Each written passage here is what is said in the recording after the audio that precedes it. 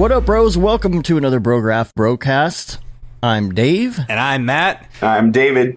And I'm Sage. Sorry, I didn't have to introduce anyone. All right.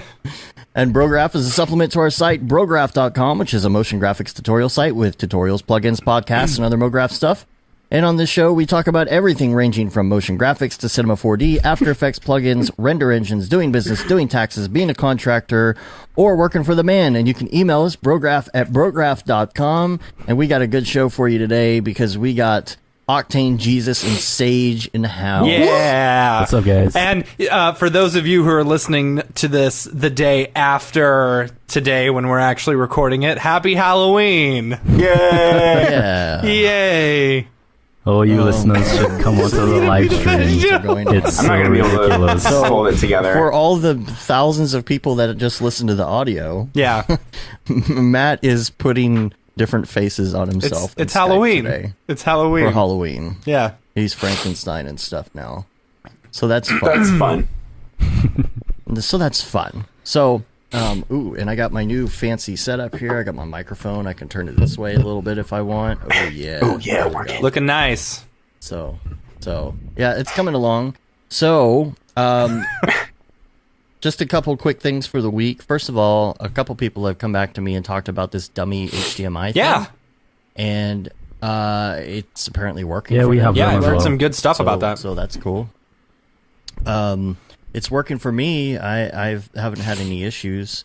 Been able to log in remotely and all that other kind of stuff. So The only thing I was telling Billy this with dummy HDMIs, because we use them as well, if you actually hook up a monitor to it and you need to get into the BIOS, you need to unplug the dummy HDMI.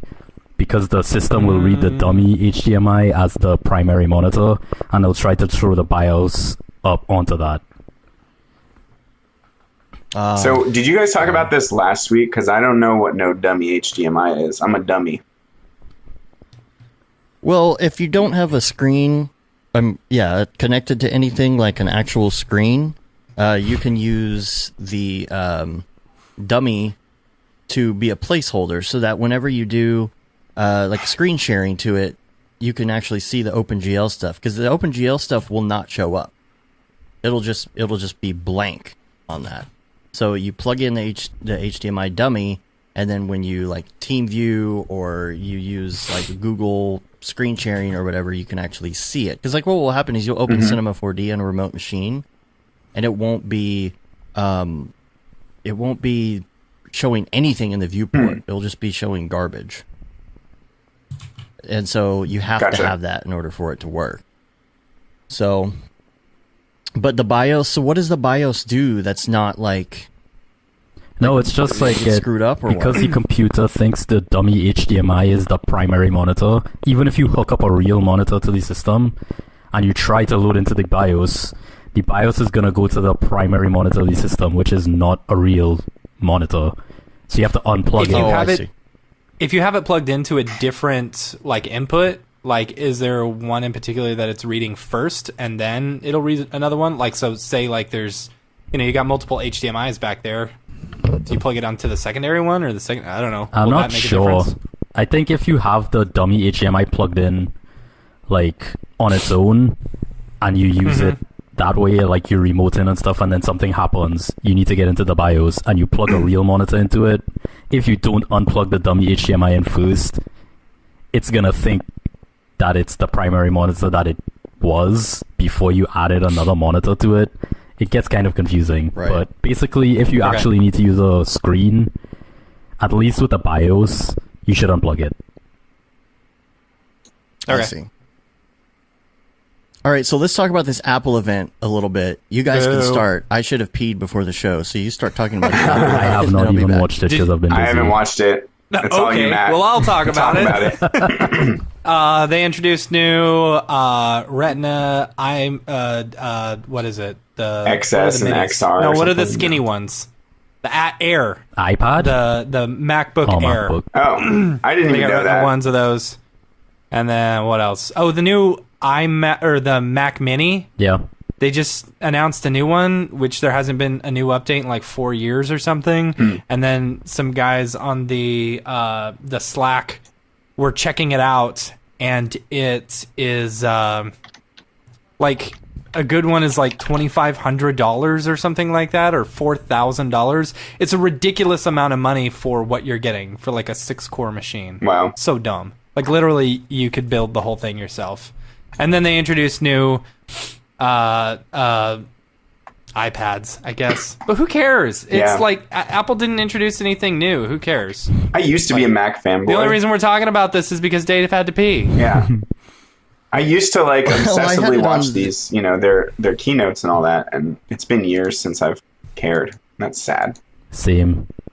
I googly get it. eyes. I start watching it, and then I get like completely bored of it. That's the problem. So it's like, oh, okay, this is a new iPad, and it's got a bigger screen. I got that. Okay, but now let's talk about all the other things that are in the operating system already that we already know about. And then they go on with that for like 20 minutes. So it's like, well, I don't know. It's just, it's so stale to me. Like every single one of their keynotes is stale. Rick Bogus said the maxed spec one is almost $4,200. Jeez, that's insane. And the maxed out iPad Pro is over $2,000. No way.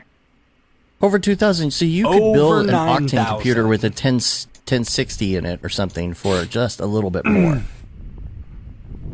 I built my computer with the 1060 for $2,300. So $2,300 for a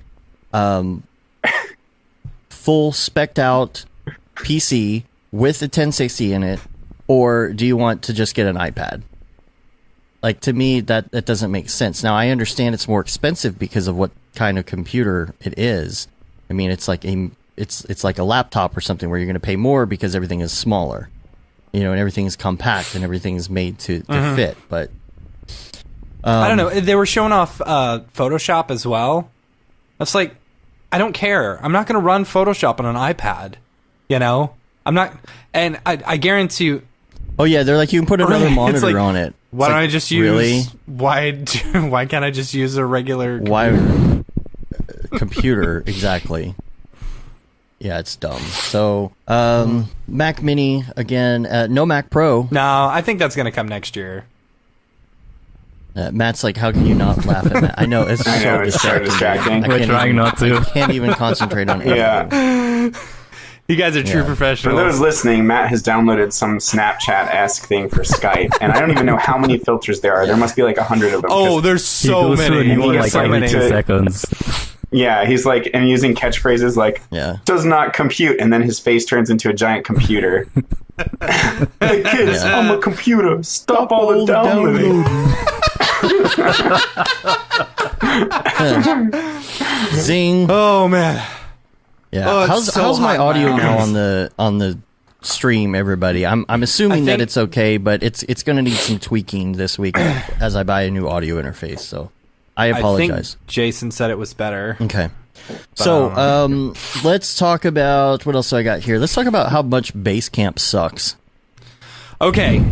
All right. This was my topic of the week because I have just had okay. So first of all, let's talk about onboarding. All right.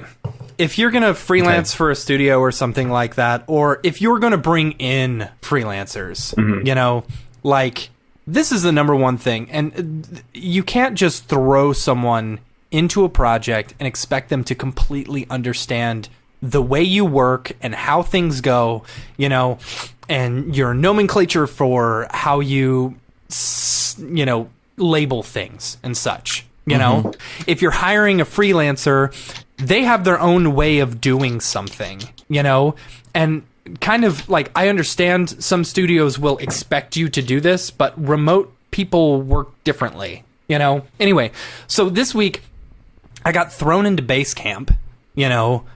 The client that I'm working with threw me into Basecamp, and I've never worked in Basecamp before. It's confusing. And if you've ever worked in Basecamp, you know it is the most confusing, online project management software you can ever use. It is horrible.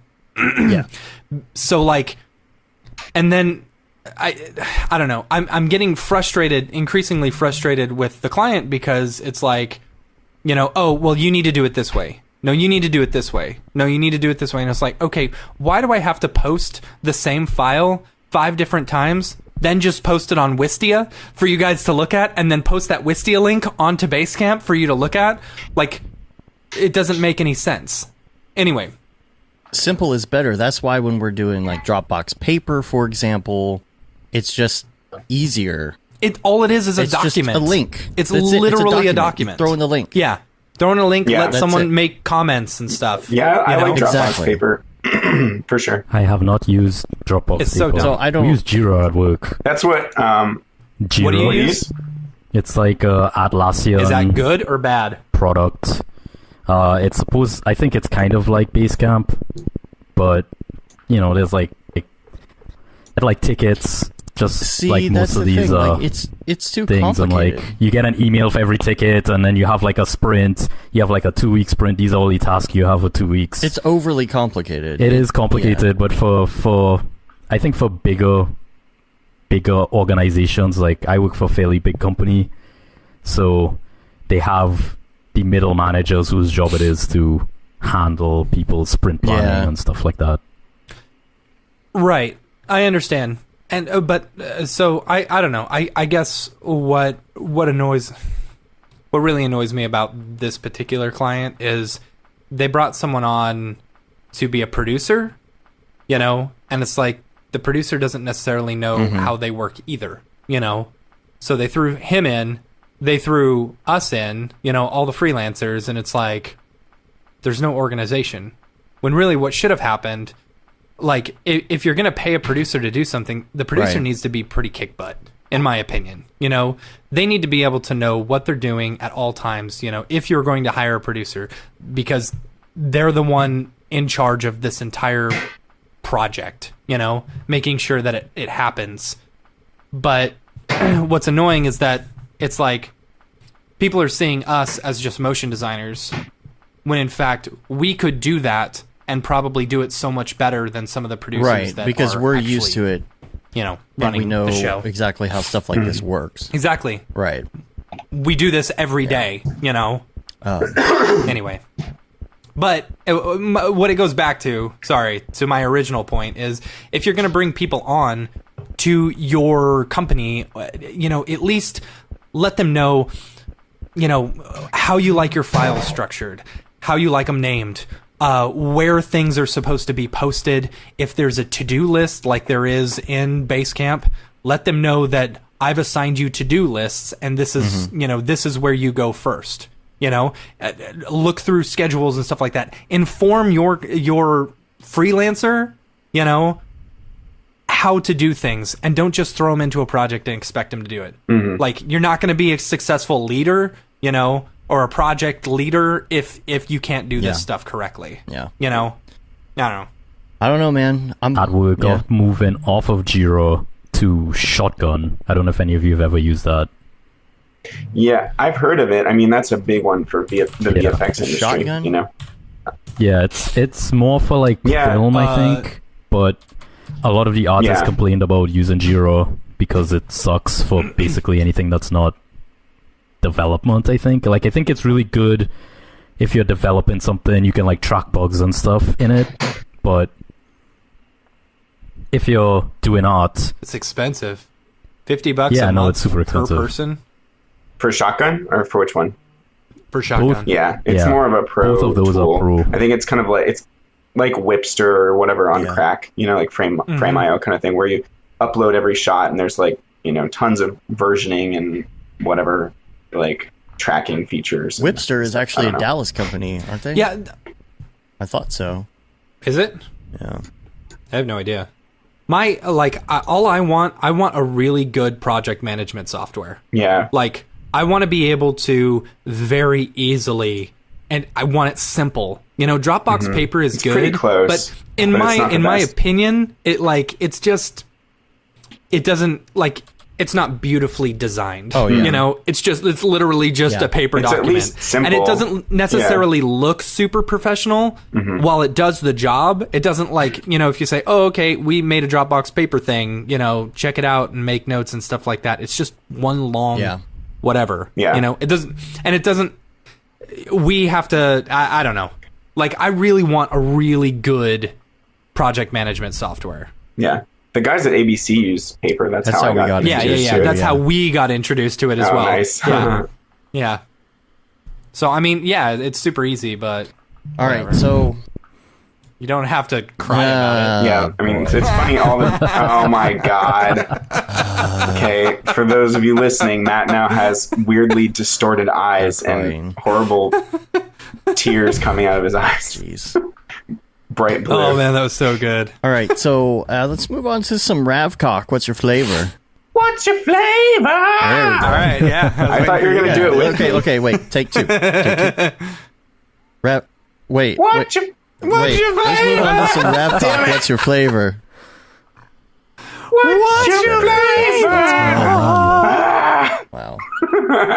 All right, so a couple of things I want to talk about in Octane today because I was diving into some things this week. Number one, I don't know if you saw in the Octane Facebook group my weird Octane issue that I was having.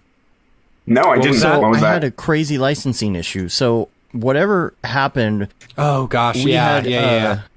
I think, Sage, you had this exact same problem. The authenticate error or whatever.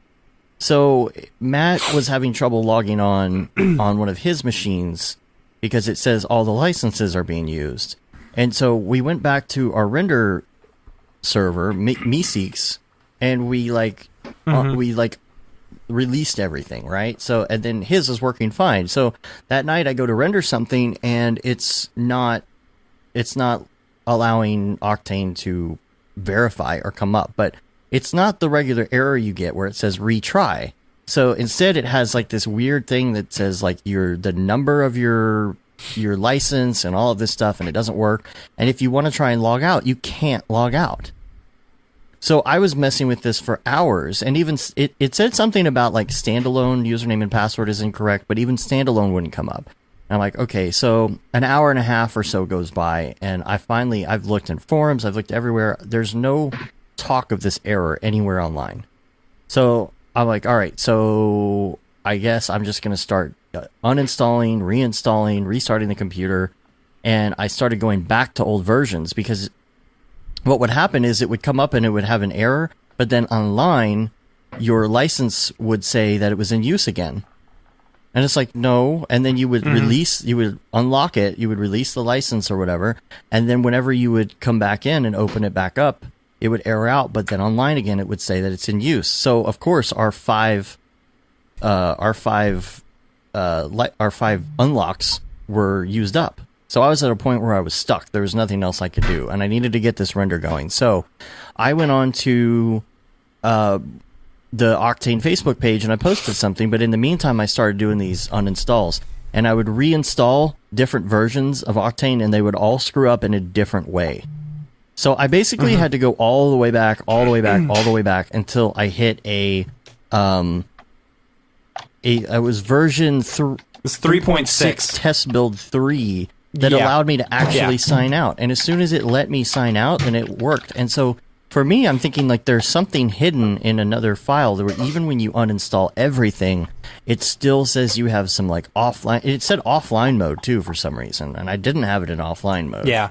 Well, that's also keep in mind 3.6 or 3.0 or 6.3 or whatever. Like you could actually still put that in offline mode. This was before they got rid of the offline stuff. Right. In 3.7, I think it was. So maybe there was some issue. So I guess everyone listening, if there's an issue with your Octane letting go a license, you may have to, install an older version of it and try and release it. Try back to 3.6 or one of the older versions that you were using. Yeah. So, another thing along the Octane front, can I? Yeah. I posted this in the show notes. I don't know if you got this or not, but someone posted this in the Octane Slack channel. It's how to render faster in Octane. It's basically it breaks down like all the different like settings and stuff, and what you can do in order to like really make your Octane render faster. Right. And it talks about the different settings, like, what they do and whether or not they'll adjust it, like such as, like your geometry versus your lights and stuff like that, or your individual kernels, whether you're using path tracing or you're using direct lighting, what to change in path tracing, what to change in direct lighting. It's a pretty like super in-depth, article. Mm-hmm. Nice. So I totally recommend it. Is that In Life Thrill or who is it? No, it's brain-3.net. I will say as well. Weird. Like, seen that. Yeah. Yeah, I'll It's put pretty that cool. in my ahead, mega David. resources page. Yeah, add it. No, I was just saying that I really like that article because it's not a video. That kind of information is really good as a text that you can like search. Right. And it's indexed now, so Yeah. you can like Right. Google it. But like, because if he could have just as easily brought that out as a video, Yeah. and then it would have been buried somewhere. Yeah, I totally agree. Yeah. It was super cool. Like, it was a really good read. I went to the gym yesterday and I saw someone posted that, so I was reading it while I was walking on the treadmill. And it was a really good read. Would you put the link in the chat? Like, I'm not finding it. It was in the show notes. Oh. It's in, let's see, where is it? Oh, wait. I just need to look through the show notes. Never mind. I didn't realize you posted them all there. Cool. No, I didn't. It's not in the show notes. Oh, it Why didn't. is it not in the show notes? I didn't paste it at the time. I have it. I forgot to paste it in there. Sorry. Okay. Way to go. Cool. Sorry. Here, I'll post it in the notes so you guys can look at it. And, Anyway, and it won't go over your face this time. Let's the new see. Setup. we're about to find out. Yeah. It shouldn't. Paste, send. This is all Skype NDI now. It's Ooh. good stuff. Fancy. There you Yeah, go. there we go. Sweet. Nice. Excellent. I was playing with the Denoiser or whatever, right? And so the problem that I had, not really a problem, I guess, but the dilemma that comes up is like I had a really efficient scene, right? So I'm working on a project, or we're working on a project that's a highway project. It's for a tollway type thing. So there's no easy way to make 5 miles of highway and make it look ultra realistic. It's 5 miles of highway. So Right. what are you've got to really optimize things. You've got to use a lot of clones, a lot of instances. And I came up with this super efficient way to do everything to where it builds off of a spline. So you change that spline and everything in the scene changes. The trees, where the cars go, the lanes, the markings on the lanes, the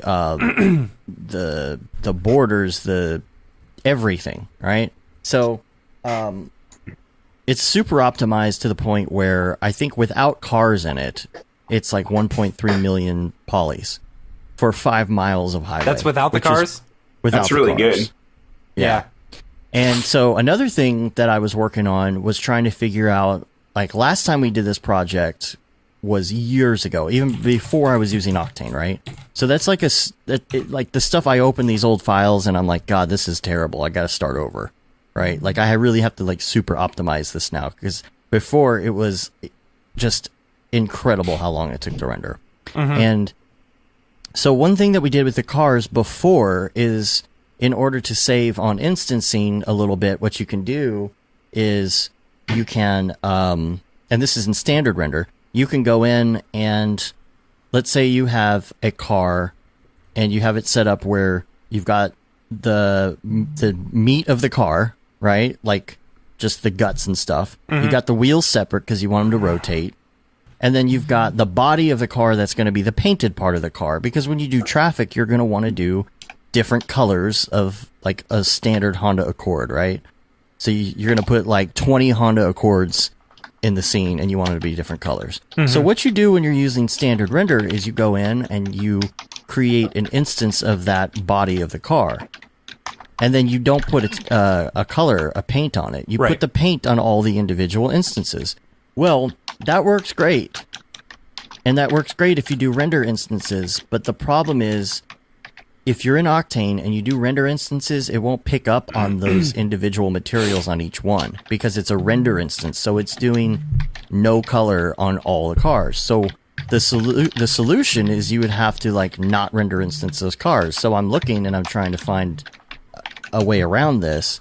And I realized that there is the instance range node which is fairly new. It's not super new, but the instance range node allows you to plug in colors. So you plug in a gradient, and in that gradient you put these stepped gradients of different colors, and it puts those colors on all those individual render instances. So I had like a highway going with hundreds of cars, but it was only like 1 million polys for the one car instance hundreds of times.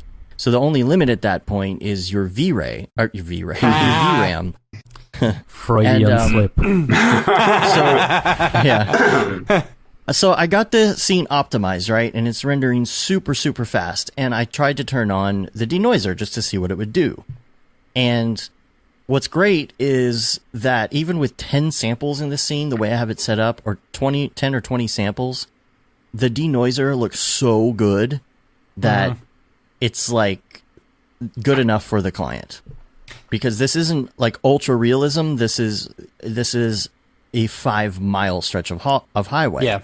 You know, this isn't a David Ariev space building where space like in everything, actual all the spatial textures are size.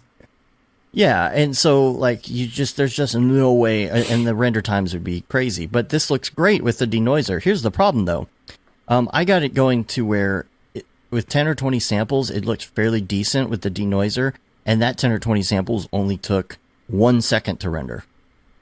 And I was like, this is great. Here's the problem. The denoiser takes 20 seconds to kick in.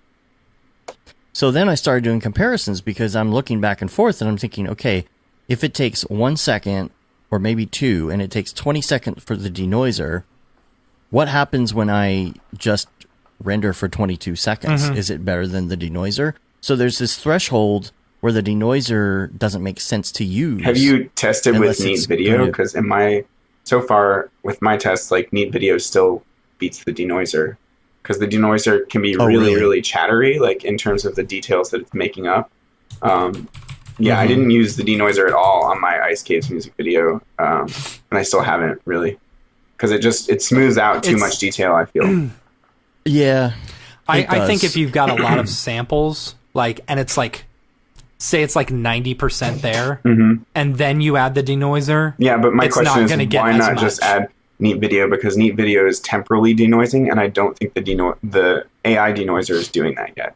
So if you also, Chad Ashley had a really good breakdown. He didn't actually use Octane's denoiser, but he was showing various like V-Ray and other denoisers and comparing them to like Neat Video and Magic Bullet. But who cares about Magic Bullet's denoiser? And just showing that it's not quite there yet. Like it's good for stills, but it doesn't have temporal denoising built in yet, as far as I know. You know, correct me if I'm wrong, but yeah. I think that you might as well just go with a 22. I mean, like the 30-second render isn't that bad anyway. So when you do 30 seconds on this project, it looks fine. So plus it's got a lot of motion blur on it. You know, I've got a lot of moving cars and the camera's moving fast and all that stuff. So then you just get this whole like, you know, you get the streaks anyway. So that the grain kind of gets lost in that anyway. So Billy said Camera Raw has good denoising for non-temporal, aka like when you're doing skills, you can just use Camera Raw in Photoshop to denoise. I think he's got some trick where you can actually turn it into Camera Raw, like the actual video and stuff. Am I right? He can do it in After Effects, I think, right, Billy? Yeah. Cool. He's in the chat. He's gonna let us know. Oh, neat. Yeah, he said that. Yep. Yeah, you can use Camera Raw in AE on sequences. Cool. So, where did he say that? I don't see that in the chat. Well, it's actually faster if you pull it up on a second window. Yeah. Oh. Okay, you know what? No, none of the YouTube stuff is coming into the chat. Yeah, it was, but now it's not. I thought something was funky. No, I'll just refresh it real quick. Okay, somebody on YouTube say something. We'll get it going. Okay, so it's late, right, Matt? Here's another one. So are you guys on? Billy says he's gonna make the damn tutorial already. Yeah, good. The YouTube chat is hardly updated into the stream chat. Well, it's there now. There we go. There we go. I don't know why it was doing that. Okay, so are you on version 4 RC7 All of you? I'm still yet? on Or is it just 3.08. us? I haven't been playing with 4 yet.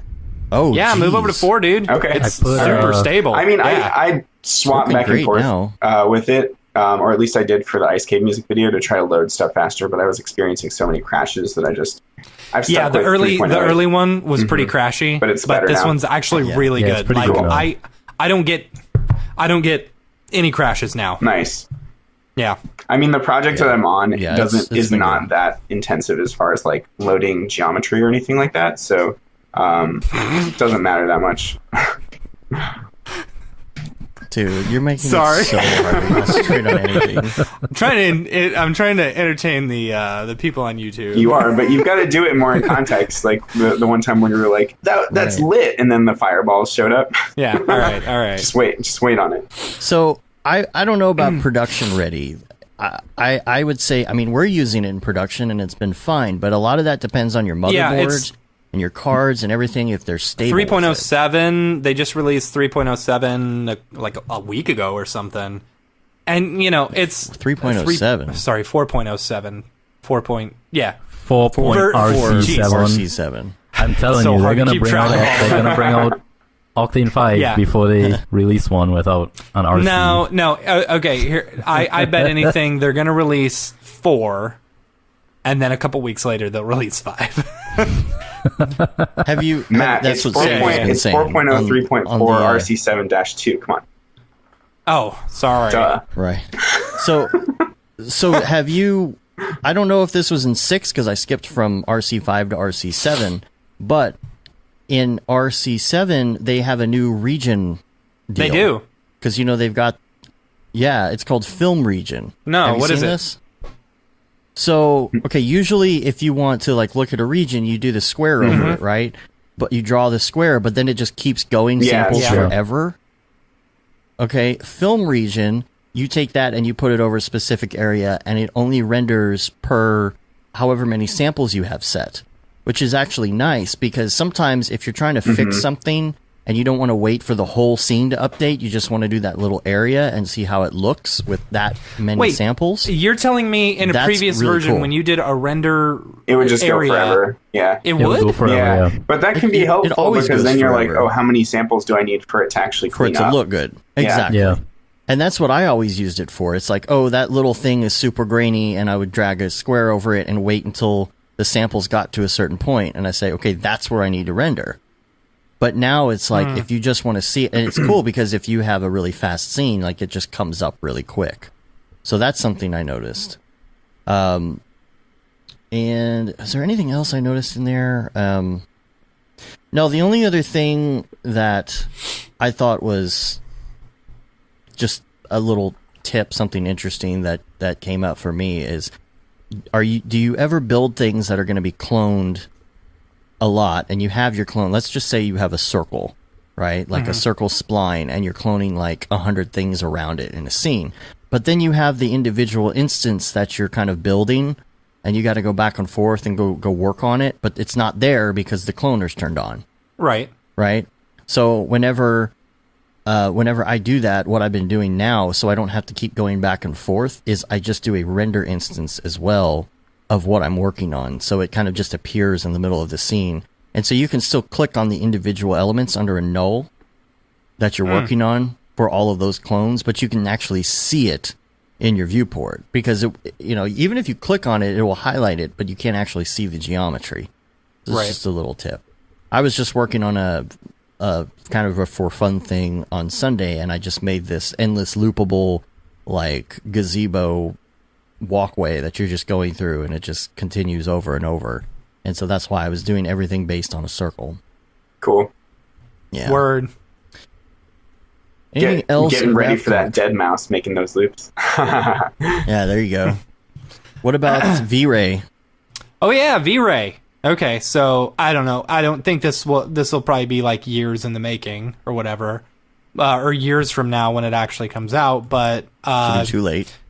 I was on Twitter. I follow Chaos Group. They just showed off the new version of V-Ray from Maya. It's V-Ray Next, I believe it is, and it significantly improves their GPU functionality. And it looks pretty smoking fast.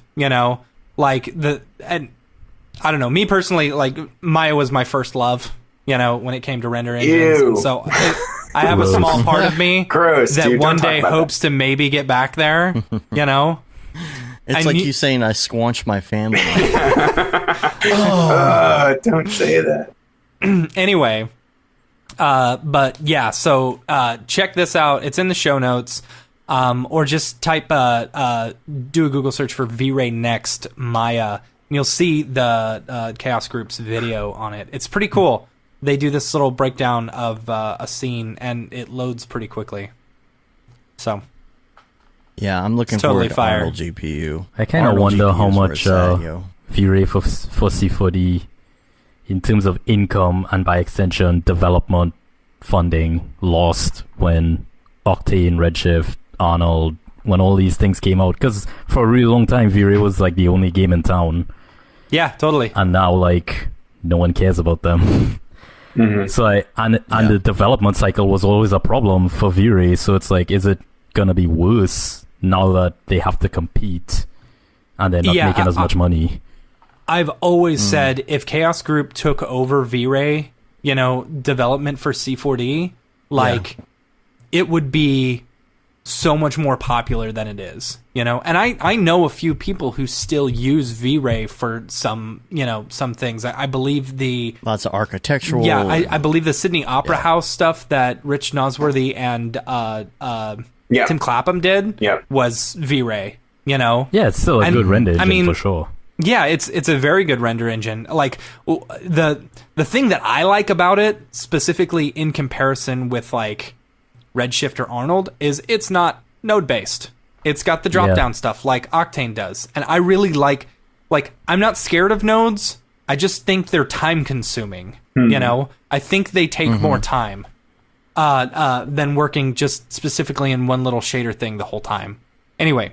But that's my own personal opinion. You guys just an aside, did you see C4D's new node system? I feel like it's like the cleanest, nicest interface for nodes that I've ever seen. So great. And I wish that Octane could just adopt that. I mean, I was talking to Max on Rick or something, but he was saying that I think that it'll become available, like the API. I don't know what acronym because I don't know anything about coding. Yeah, I know what you're saying. Like with Redshift, it uses they're using Espresso, but this is like way better. Like I don't want to use Espresso. I don't like the way that's laid out, but C4D's new node system makes a lot of sense and looks really pretty.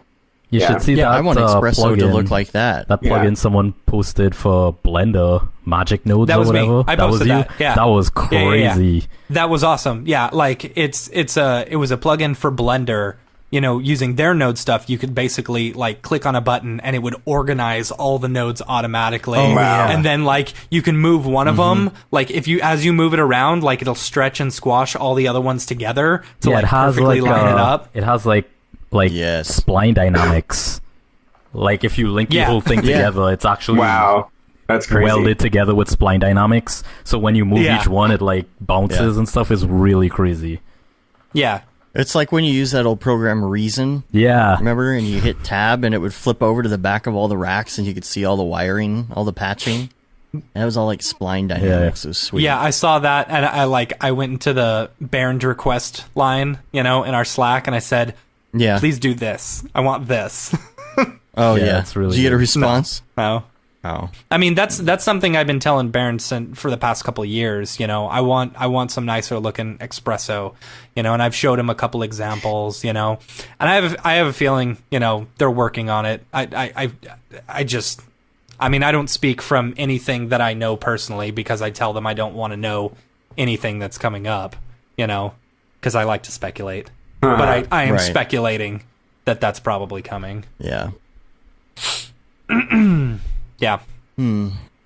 Anything else? Anything else in the wrap? Talk? Well, we could talk about the new series that were released by Grayscale Gorilla and Hello Lux. Basically, almost exactly the same time. I forgot. You know, so both Hello Lux and Grayscale Gorilla released their new Redshift. Looks really good. Series. I mean, Trevor Kerr is the man. Yeah. You know? Yeah, he's incredible. Yeah. Yeah, and so And is the Hello Lux one Rich Nosworthy? I it is. Yeah. It's so Rich both of those Nosworthy, guys are freaking incredible. So yeah. So you're getting high quality training from both people. You can buy both the bundle, the volume 1 and volume 2 from Hello Lux's website. I think right now it's $139. And then we bought it this week. We did, yeah. Okay. I've gone through the volume 1. Like, it's a really it's a good start to get you set up into Redshift. Yeah, like it doesn't go into, at least volume 1 does. I haven't gone through volume 2. It doesn't go through all the nodes or anything like that. And I've heard that the Grayscale Gorilla one does actually go through, like Trevor actually goes through every single node and tells you what it does. Yeah, you know, I'd be interested in watching both of those, not just for the Redshift info, which that's cool, but like just the project breakdowns and all that stuff. Like I'm sure there's just a lot of really good info in general, about rendering. I was about to be like, why does David want to watch Redshift anything? Right. Well, actually, interestingly, I used Redshift for the first time. Gasp. At Video Copilot, and I did not hate it. No, it's nice. So that's a step in the I've right been using direction it as well, so yeah, I'm just poking fun at you. I liked their passes system better. Like I liked that you could take like a puzzle map, for instance, and like duplicate it and have like one of them going to a target sequence and one of them going to a TIFF sequence or an EXR. So like it definitely seems more attuned to passes. The AOV stuff. Is that what you're talking about? Yeah, AOVs. Actually, Rich, one of the lessons from Volume 2 that you can actually watch for free online is actually going over all the AOV passes and stuff. It's actually very informative. Is that what you were just talking about? Yeah. No, sorry. Liam says his jaw may have just broken because of what I said. What? With the Redshift blasphemy. stuff, yeah. First I cut my hair, then I said I kind of like Redshift. Yeah. Yeah. There you go. What is going on? Times are changing. So yeah, the Grayscale Gorilla one, it's $300, I believe, on grayscalegorilla.com. And so I don't know, like Chad was saying, I was watching a video that he posted, I think it was today, or that someone posted in the Slack of him and Trevor talking, about what they did. And Chad actually says he goes through an entire like production line of producing a video. I think it was that intro video, and so he shows his whole process of what he would do from beginning to end. Like, see, that's what I was curious about, because there are people online who are like, okay, well, this thing is $300, right? So I'm not sure what I'm getting. Right. I already know Redshift, right, and I don't know if it's going to be of value to me because I already know Redshift, and that's the question. And almost it seems like there needs to be a little primer or some clips so that you can look and say, okay, that's something that I don't know. If this is what the video is like, then I'm totally in. Yeah. Because what if you spend the $300 and you're like, okay, well, this is all stuff I already knew. Yeah. How do you know? Yeah, and I think that applies to everything. There's a few tidbits. Like I had already known a good majority of what Rich taught in the first Redshift one. It is good knowing that I am doing it correctly. Having like a industry professional telling me I'm doing it correctly, basically. Oh, Liam says there's a return policy. Oh, there is? Okay. Oh, okay. Well, Stephen Shook on the chat saying Volume 2 goes through the majority of nodes very completely. So that's good to know. So anyway, I honestly, they're both good teachers, You're going to get a great value out of both of them, Yeah. Don't quote me on that, though. But there's a pretty considerable price difference. Yes. So, yeah. I don't know. Okay. What else? Let's go. Okay, you already talked about onboarding employees. Yeah. I wanted to talk about hardware a little bit. That's all Sage. Stock hardware. Yeah. Lies. You have like 4 times as many computers as me. That doesn't mean I know anything about them. I just know how to built them all. Well, I know how to assemble them, but Sage actually super helped me figure out the builds. Like he informed me about the Asus ROG Edition 10, whatever it's called. See, I don't even remember the name of the motherboard. The Rampage Edition 10, which is like definitely my favorite motherboard that I've used, and it fixed all of my problems. So yeah. Well, that's good. Yeah. Well, the 2080 1080 Ti dilemma is the problem that I'm still. Did you? I don't know. Did you guys happen to see this article talking about how a They're lot like of the all 2080 dying. Ti's are like failing? No. Yeah. Really? Like There's there's a a really lot of- high like fail rate on some of these newer 2080 Ti's coming out.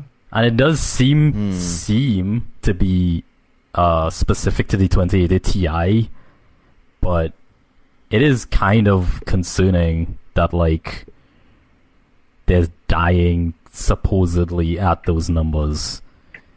And I know Billy was seeing in some places as well that they're overheating a lot. So it's just like, it seems to be just very like up in the air right now as to what the hell is going on. Also, I love Billy your says computer 2080 head. Ti's have been dying on the assembly line, and the ones that come out seem to be pretty shaky as well. That makes me want to go to just buy some 1080 Ti's for now until this all. I mean, just it's have a probably pint not a until bad this blows idea. over. The thing is, like, if you guys remember, because I keep reminding people of this, so I sound like a broken record in the Slack, it took them like 6 months before the 10 series, the Pascal chips, were fully supported in Windows and like working properly, and all the bugs were like ironed out.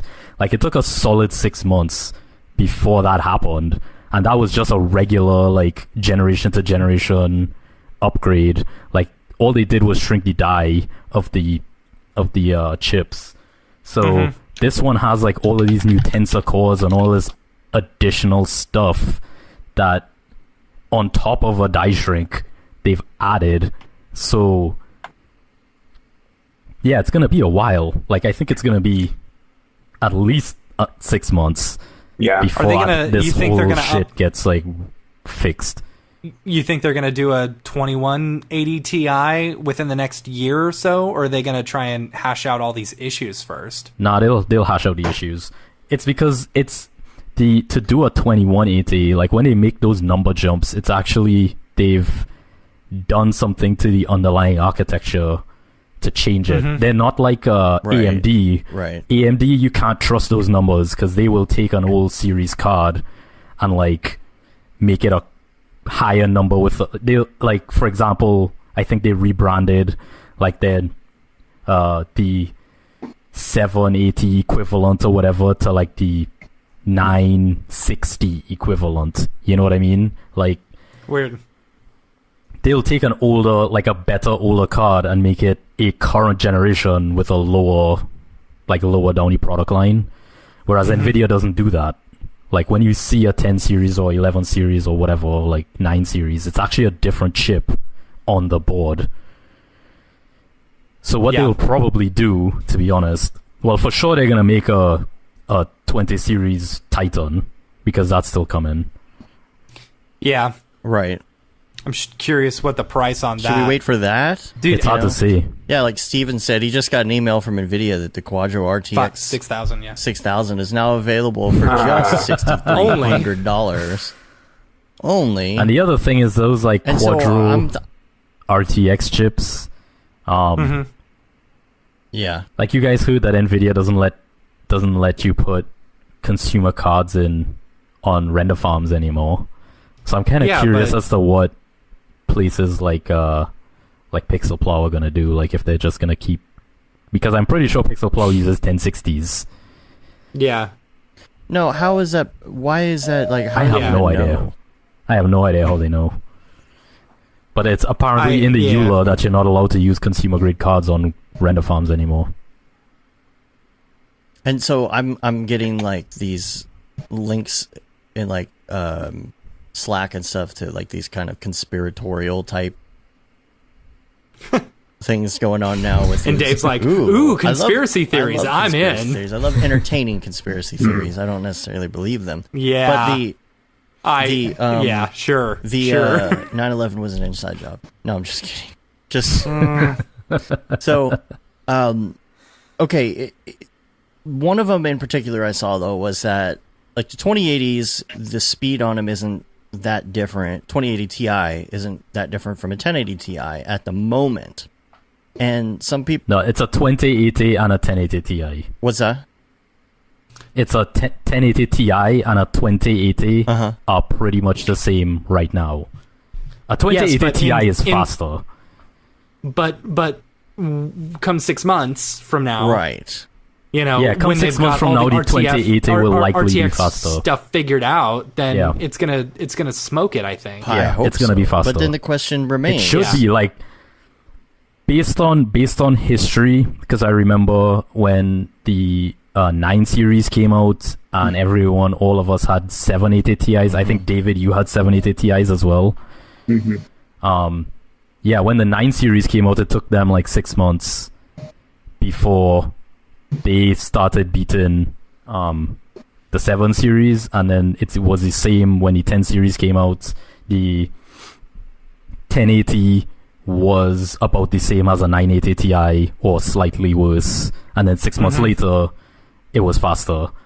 I mean, not significantly faster, but it was faster. Like, I think a 980 Ti is Octane benches around like maybe 100 or 110 or something like that, and a 1080 is like 135. So it's not like a huge gap, but it is faster now, but it wasn't originally. And yeah, it's the same story with the 2080 and the 1080 Ti. The 1080 Ti is like 185, and a 2080 is like 183 or something like that right now. So they're like pretty much the same. Is like the 1080. They're doing it because they want people to buy all the 1080 Ti's that they still have left in stock. I mean, I wouldn't be surprised. Yeah, but like, what's the price on a 1080 Ti straight from NVIDIA's website? It's probably what, $600 right now? Yeah, it's for like $600. So if you could get 2 of those for the same price as a 2080, I don't think it's $600. I think it. Dude, here's one on eBay for $215. Dang. Yeah, it's been used for like might be broken, hours. Heavily used. It's been cryptoed. Yeah, it's been through the $639. So for an EVGA. $639. Okay, so that's about half the price of the 2080 Ti. So the conspiracy is that like they're not going to up the speed on these things in any way until they get rid of some of the old stock. I think that's a ridiculous. Yeah, it's crazy. I think that's a ridiculous conspiracy. I mean, Apple admitted to much. slowing down iPhones on purpose. Yeah, because they're trying to get people to buy, because they're a bad company. Well, because they only care about selling phones. You never know what these companies will do. I'm just saying. See, and look, it says true. GTX 1080 Ti out of stock. Like, you can't even buy them on their website. That's EVGA. Somehow Billy got all his GeForce. 8 1080 Ti's for $480 each, or average. Wow. That's insane. I bought them each for like $700 or $800. Billy is a master of finding those deals, though. What a jerk. Like his machine, or I think all of his computers cost half as much as everyone else's. Oh, see what we need? All right, Billy. Here's your challenge. You ready? We're gonna start a new channel. I know. Another new channel called Billy's Deals, and he's gonna find deals for us. He's like, ain't nobody got time for that. Yeah, but he also has to make the Billy Mays style ads for those exactly. deals. Right. I mean, obviously, right? That's funny. Billy Chicken here. Billy Chicken here. For 1080 Ti. With another 1080 Ti. Oh man. So yeah, for me the big reason I'm not that interested in the 2080 Ti right now is the whole NVLink thing, and the fact that you have to have at least a gap of 1 or 2 PCIe slots between them, right? Right. Yeah. Which Do you means, have to? Well, if you don't want to well, get it's all just fancy. the Founders bridge Edition. only Oh, the works- NVLink. NVLink. Yeah. So, and like, Okay. otherwise, it's still just 11 gig, VRAM cap, which is, I mean, that's one of the most important things I feel is like, I've been making bigger and bigger scene scales, and, I want to have at least like a doubling on my VRAM. Sorry. Although if you switch to 4... Oh, boy. David, Did we lose I Dave? lost you guys for a second. I was Yeah. about to say. Oh, no. Just exited the call for no reason. Wow. But and hold we're on. all frozen. Yeah, you're all frozen. I got to get you back. Hold on a second. Yeah, it's probably. I'm still not seeing It's Matt. probably Where's your. Matt's? There we go. It's There's his probably your Dorito. camera thing doing it, Matt. I'm sure it's not my camera thing. Let's just say that's what it is. Okay.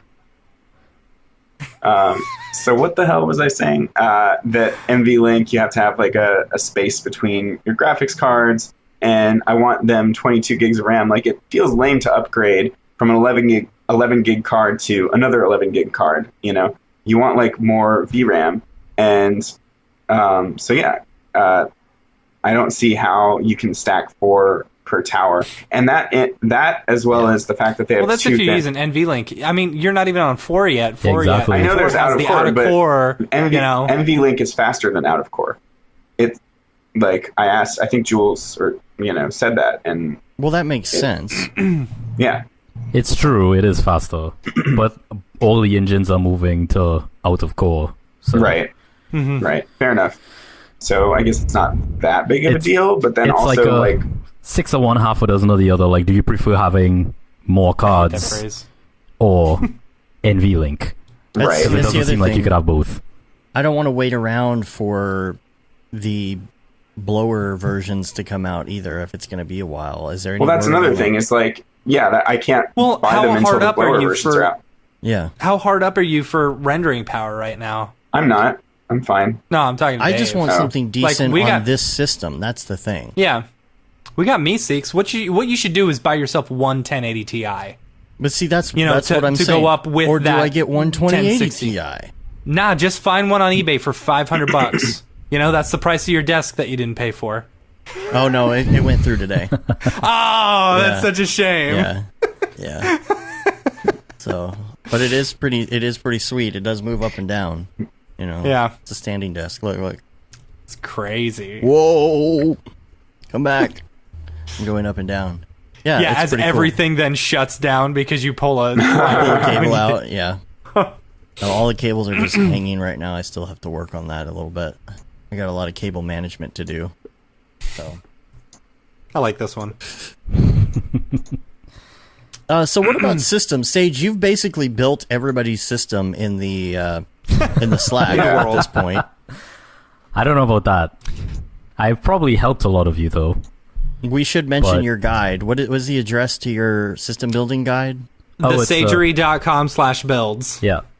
That's it. Yeah. Okay. There were people asking like about information on the Slack the other day. I said, "Go here." Yeah, so okay.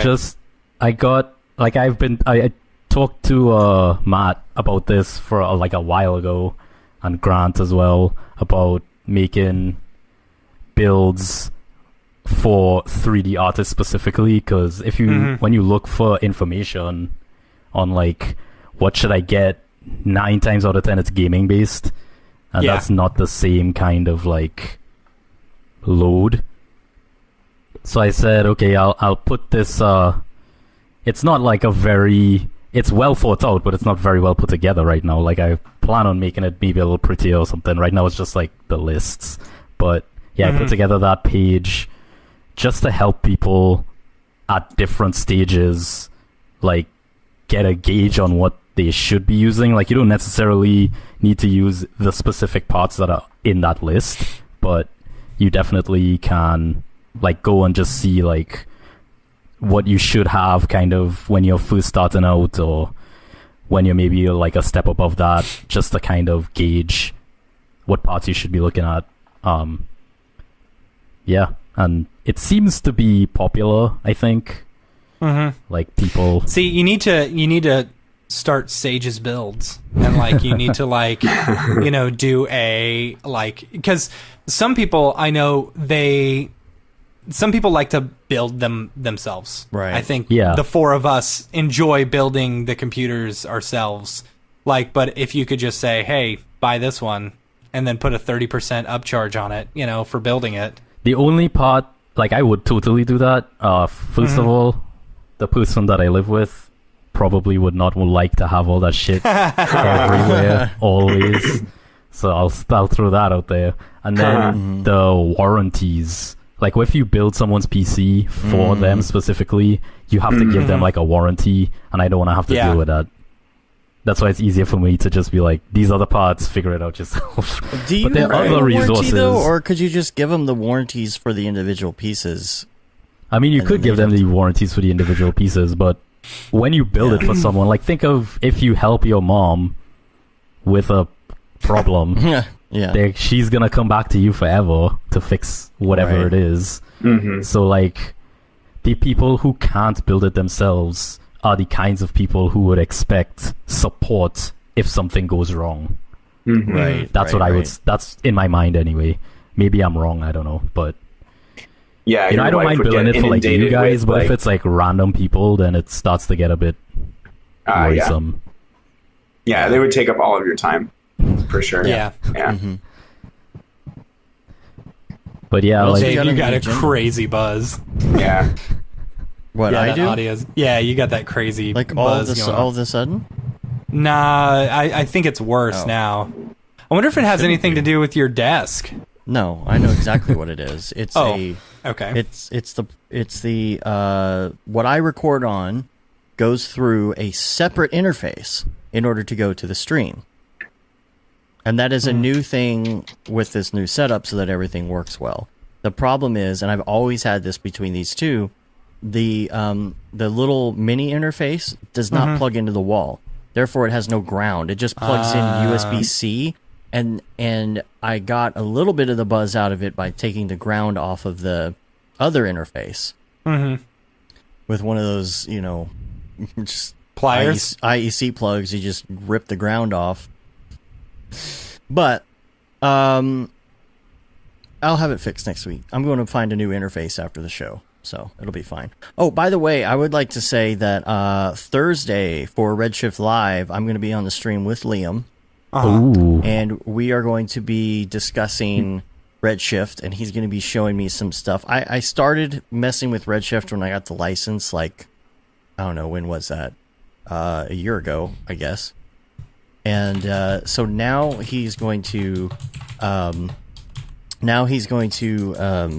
of help me get through some stuff and kind of learn it. So I'm going to reactivate my license and do that for Thursday, I guess. So, oh, yes. Benjamin. Remember? Yes. Yes. I thought I had this in the notes. I guess. Okay. We should talk about oh this. boy, Yes. Yeah, we should talk about this. Sage, you know what we're talking about? yeah, I see it. David, do you know what we're talking about? Not really. Stealing like an artist or what? The book? Okay. No. No. This So- is a good topic. The stealing artist. Okay. Yeah. Benjamin Allison. You in the guys chat. talk about people stealing on this podcast so often. It's because they're Oh, this is- terrible people. yeah. This is pretty bad, dude. Like, Okay. This is pretty extreme. G-Ran says, here we go, 10 more hour another podcast. Bitch fest. Yeah. Okay, so Benjamin was in the Rants channel one day this past week, and he was talking about Sage is just kicking back. Yeah. He was It's talking gonna be about good, how guys. he's like, what is up with freelancers? We hired this guy, and he's not here yet, and it's like 12:30. And so, like, the more he starts digging in, he's like, oh man, guys, I think this guy's like, an internet thief or something like that, And so we all start getting on this Rants channel. It was like all day long. was We were long. talking about this. It was a long one. So this guy, he's like, I think this guy's a con artist. So what happened was this guy came in, he interviewed to basically be a freelancer or something. He got hired and never showed up. And so we start looking at his website, and like his stuff was really good, like top notch. You're talking ZBrush, you're talking full on production stuff, you're talking, isometric MoGraph stuff, like all of the above. It's like, and this guy was 28 years old, I'm sorry, but this guy was no David Ariev.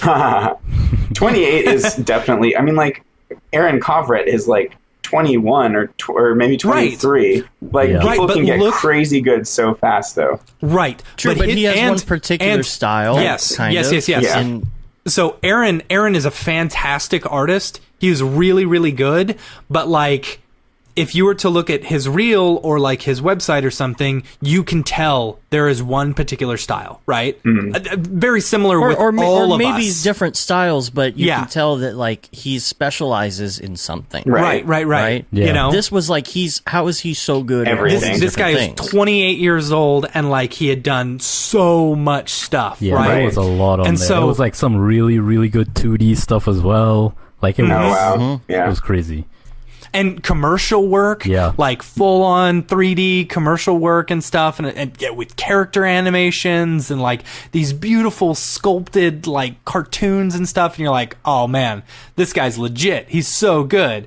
But then it just goes to show, right, that you need to at least vet all of the people, you know, who go through your system. If you're hiring a freelancer, just do yourself a favor and take a single picture, you know, and post it.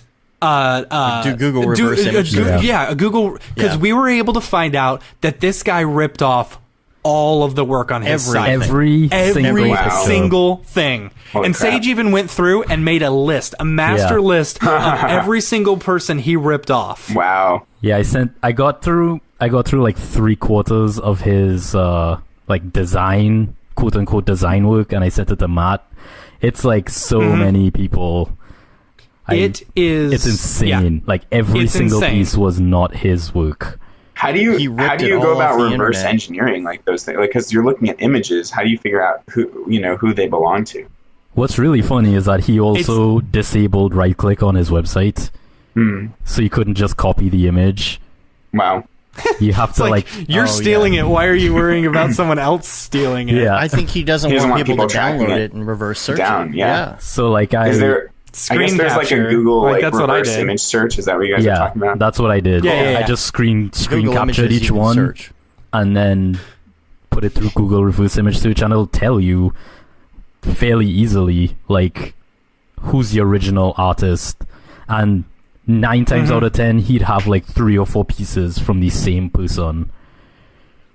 Yeah. So, if is the website still up? I'm sure Benjamin, it is. am I allowed to talk about it? Am I allowed to say who it is? Say who it is. Whatever. It's Mad Monster. Oh, what? All right, too late. All right. MadMonsterCreations.com. Go check this out. Oh my god. Yes. Okay. Yeah. He said yes. Good. Mad Monster Creations is this guy named Arnold Martinez. Dude, the guy, like, if you get this from someone, do not hire this guy. He is a con man. Wow. He's a con man. He doesn't do any work. He's terrible. This isn't like you just copied a little bit of what something did on a project, or you know, made a similar piece or a very, very, very similar piece. This is straight up just like ripping things off the internet. And I've gotten this feeling from people too. Like, there is a guy who constantly emails us who wants to do projection mapping stuff eventually, but we've never had him as a client yet. But he keeps sending me all these other things that quote unquote he's done or they have done together with these other people.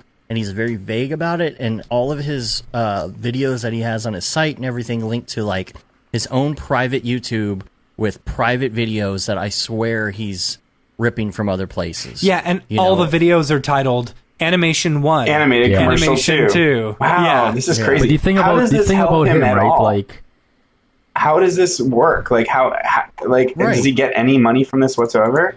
Like, I don't know. Like, that's what I'm saying. How do you show up and then do the work? Right. I think so. We had a guy like this at a job that I worked at. It was a crappy post-production house.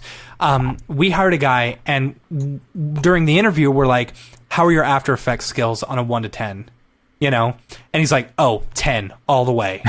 Okay, all right, fine. Never what about say Final full Cut Pro? 10. This was back when Final Cut Pro was, you know, anyone who says they're a 10 at anything, don't believe them. absolutely. I wouldn't even say Yeah. I'm a 10 at No. After Effects, and I've been doing it for like 12 years. Looking at this site, like at first it's like, oh, it's professional. It's doing the weird like zoom in thing a little bit when you hover over things, but then you're like, you know, he's like this world class DP, yeah, right. And then he's like this amazing photographer, and then you go to design, and it's also the language is wrong. Like when you go to like there's no motion design, and he's got like full motion design pieces on here, like mixed in with the quote unquote film. It's like there's a total ignorance about, you know, the craft whatsoever. Also, his homepage doesn't seem to be loading anything at all. So, yeah. Oh, did we crash it? Is everybody looking? We might have crashed it. Yeah, What is it again? All 32 people who are going there right there. Well, like when you click on home, nothing happens. But design and film, all the others have stuff. But home, you know. What's the address again? madmonstercreations.com. And like the thing about him is that because he didn't change any of them in any shape or form, it's super easy for you to do that reverse image search and immediately find the original. Like if he changed even the colors, it would be a lot harder for us to do that, or for me to go through every one and find them. The only thing he ripped them off straight. Yeah. The only positive thing I think I can say about this guy is he's good at curating good-looking work. Right? Yeah, but it's not that hard. Like, honestly, you could just go to Behance. A lot of the stuff... Oh, there we go. Yeah, bringing it up. All right. Mm-hmm. It's... Yeah, like this, I recognize this work here with these... I've seen this before. Yeah. I don't remember which artist it is, but yeah. It's so... like, I don't know. People who do this... Now, I'm curious. Benjamin, you're on the chat right now. Did you check to make sure that everything was not stolen from your office? Because someone was saying, oh yeah, we had someone like this who came in and then we noticed that some of our equipment was gone. Wow. Yeah. So, so go back. That's a lot of work to pull off something like that. Going back to my old job. So we hired this guy, and then it was a simple request, as he would spend hours on an edit. Like, okay, Benjamin says, yeah, they triple checked. Okay, good. This guy would spend hours on an edit that should only take, maybe 30 minutes. And so I'm looking over his project. I'm like, okay, that's cool. Hey, put a slug of black, right click, insert slug. And he's like, oh, what's this? What's the slug of black? What is that? And it's like little things told me that this guy had no idea what he was doing. But so we eventually fired him. But I mean, think about it. And this guy was getting paid really well. He's getting paid better than me when he got hired, because apparently he's an amazing After Effects guy. He's a great editor and stuff like that. So my boss hired him, and it's like, nope, that guy walked away with, what? A week or two worth of free work of not actually doing anything. Dude, like, whatever. I can say don't do that, but people don't care about people who are doing this stuff probably aren't listening to our podcast. No, exactly. But it's good to point out that they need to look out for these people. I mean, the first thing I would have done if I were suspicious of this is I would have looked at, like, I don't know, like one of the Nintendo ones and been like, oh, so you worked for Nintendo? And just kind of see how it goes over. You know? And be like, oh, okay, well, what did you do in this? And start asking them, and if they can't answer these questions... Yeah. Oh, one of my favorite things that Benjamin was saying, he was saying, during the interview, he said, oh, we'd love to see some of your projects so that, we can, like, get a sense of how you work and blah, blah, blah. And the guy was like, oh, I was mugged, like, 3 weeks ago. And he said he came in with his arm in a sling, And he's like, okay, I guess that makes sense, But his MacBook that he was working on got stolen, so, like, along with all of his files and stuff, It's pretty funny. What's the point? What is the point? What is the point of... Right. What is the point? That's what I'm trying to figure out. Like, I could understand if, like, you're like, okay, I'm a flat fee, blah, blah, blah, and you need to pay a 50% down payment, and then you take the money and run, Was he going to outsource? But he was going to come in. He couldn't outsource this stuff. I mean, I understand, like, if you're going to try and outsource this. Yeah, it's whatever. Oh, first interview was no cast. But the day after the interview, he said he was jumped. That's why he didn't have anything. Gotcha. Yeah. Second interview with the cast. Weird. Wow, you guys did 2 interviews with him? That's crazy. He gave himself an out. Right? Man. So weird. I wanted to go to an email real quick. Can we go to an email? He probably actually did get jumped, but it was by loan sharks. Yeah. Let's go to an email real quick. Man. Somebody had a question, and maybe you can help answer this. It's something that kind of has to be explained on an audio show a little bit, so we'll see what we can do here. This is from... Let's do it. I'm ready for Mark adventure. Cregan, I think, is how you pronounce that. Are you going to the mall later today? Haven't done that in a while. Haven't done that in so long. So... Let's see. Mark here from New Zealand here again. I asked about the resing of files from EXR to Photoshop a while back. This is probably another schoolboy howler, but hey, this is a doozy, so I'll try and break the question down into bits.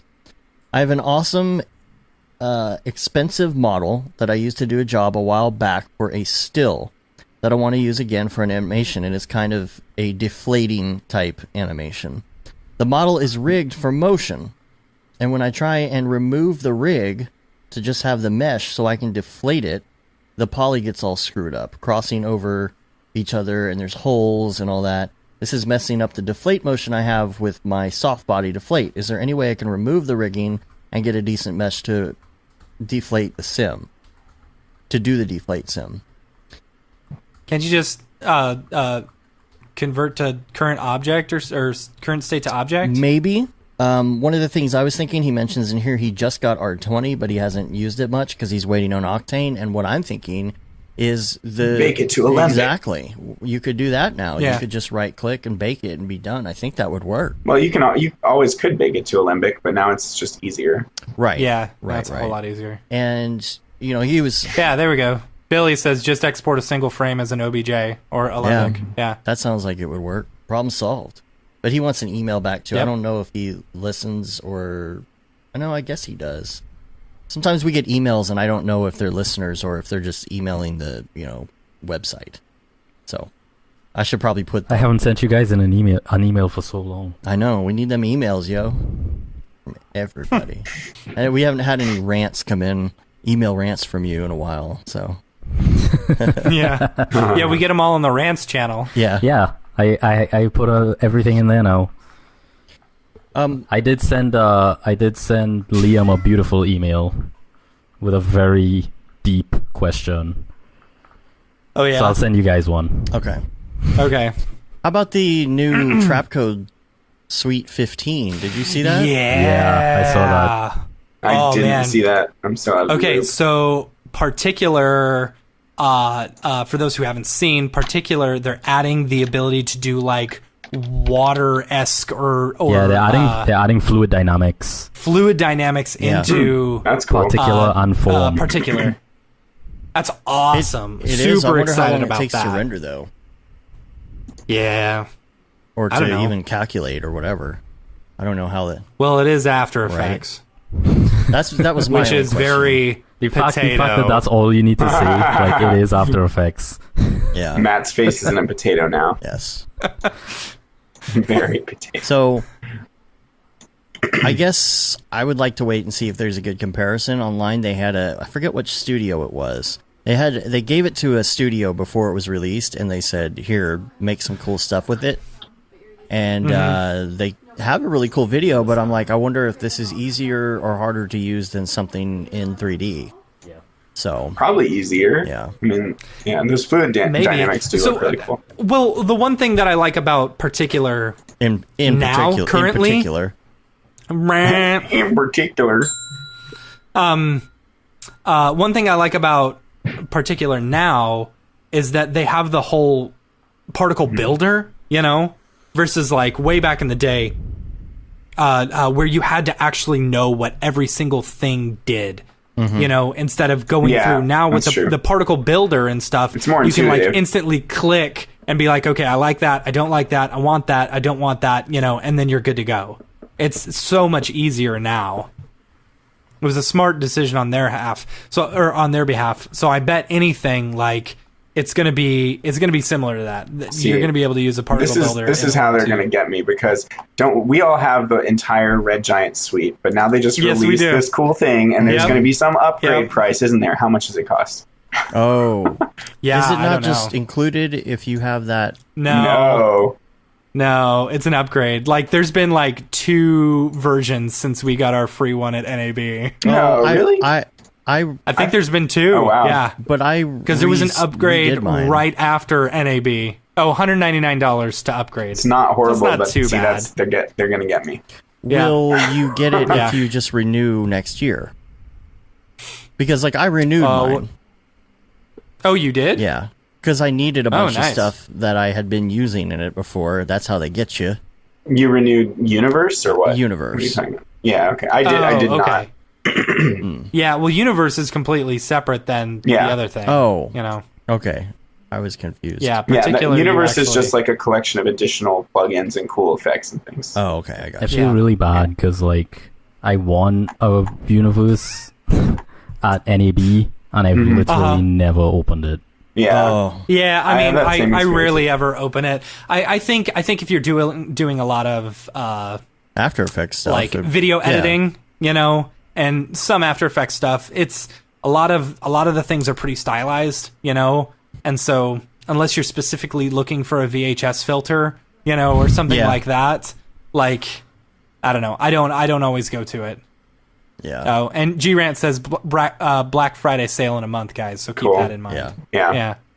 That's true. I was given HDRI Studio Pro or whatever that's called, you know, that awesome like lighting tool. And I feel really bad because like, yeah, the CEO sent it to me directly because of the Brograph lighting talk that I did. And I nice. still haven't even opened it. And it's been like a year. HDRI Studio? Yeah, like the good one. You have that and you're not using it? I'm not using it. Oh, dude. I'm so terrible. Yeah, it's hard. Like just cracking. Hey, the I'll new take it off your software. hands. Right. Yeah, I mean that's actually fine, but HDRI Studio, if you're listening, I will gladly take a free Right. version of that software. right. Let's do a little VR corner for a minute. Oh, hold on. Yeah. Hold on. VR corner. Oh my God. Oh, nice. I've been waiting the whole show for Waiting this the whole one. time. That's pretty awesome. It almost looks like the headphones are part of the graphic. The headphones are They part are. of it. The wire? No, not the Yeah. wire. The wire. Yeah. Yeah. Oh yeah, Oh, the look, wire my does face look is all like like outlined too. you're so digital. Going into I'm all the wire Oasis. Oh, Territory did the particular video. Territory Studios. Oh, that's cool. Yeah. That makes sense. So, let's talk about some VR stuff because Sage, Yep. you were working on something. Yeah, Sage, tell us about your project. Tell us about your newest project. So for the past pretty much year, I guess, I stopped working on it about a month ago. I've been working on a VR cinematic short. It's like a Pixar short in VR. That's really cool. It's not really that short. It's like 38 minutes long, but it's short by the Academy standards or whatever. And yeah, it's like a full narrative that you put on the headset and you watch like a Pixar or animated movie, basically. Like Henry, is that the one that they came out with way back in the day? Yeah, so there's a couple of them like that. There's like that one. There's Melita. There's Alumet. So there are a few of them that are like that. But we tried to do some more cinematic style. Like if you watch Alumet and you watch Melita, they tend to be, well, not so much Melita, but Alumet specifically is it's fairly static. Like the camera is fairly static. You kind of look at everything from one point of view. And then Melita does have a few moving cameras, but they're not really crazy because a lot of people tend to get motion sickness and stuff like that. Right. So what we did is we have two different versions of the story where we have static cameras and we have like cinematic cameras, but it is an authored narrative, so there are like cuts like there would be in a regular film.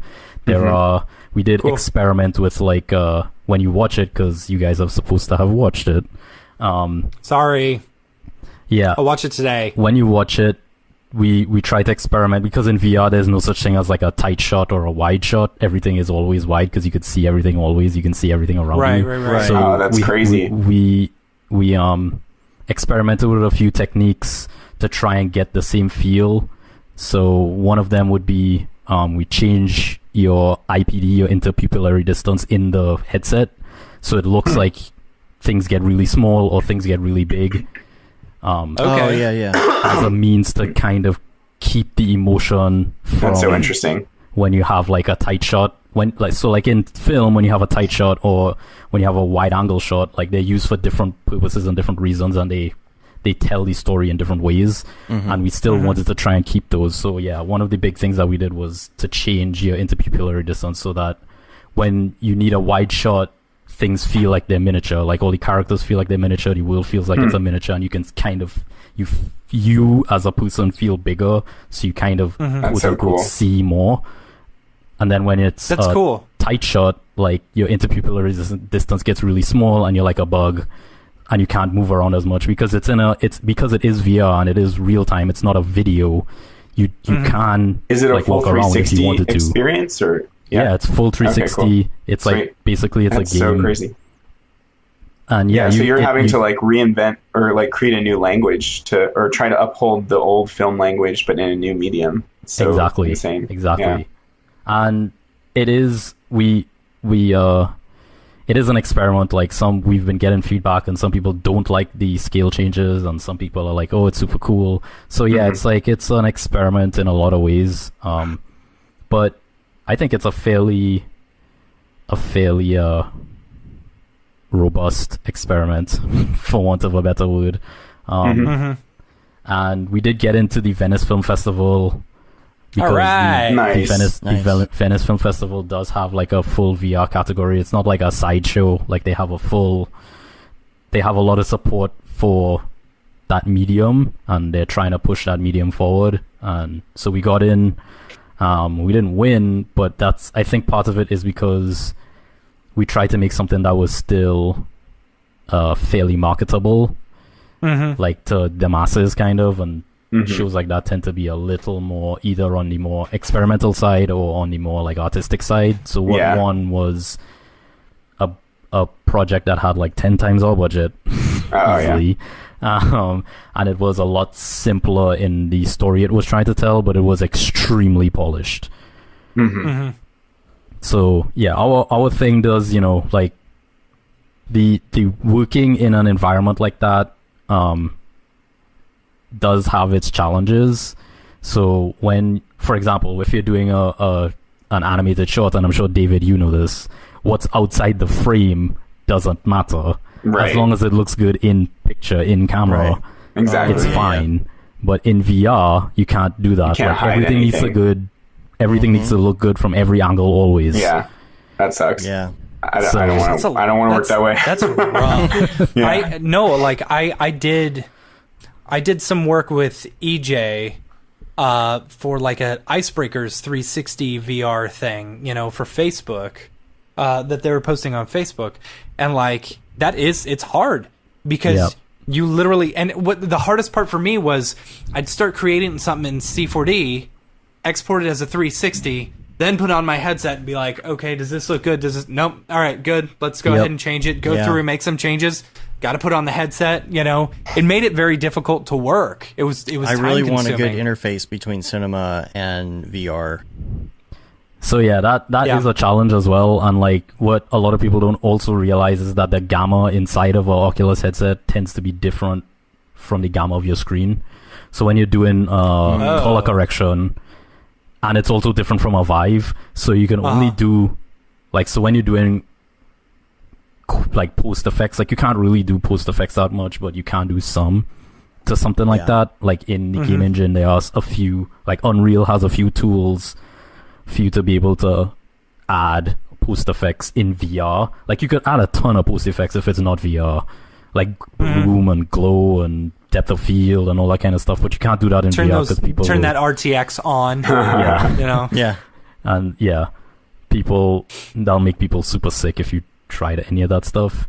So you can do a certain amount of color correction, but because the gamma between like your screen and an Oculus and a Vive are all different, like you kind of have to juggle that a bit, and it is kind of frustrating that you have to like put it on and then check it and then take it off or whatever. But I guess because you're not rendering it out, that iterative process is much faster because you're doing it in the engine in real time. Like you don't have to wait for a render to see or to time things or anything like that. Like you just put it on and you see what you see and then you can fix it.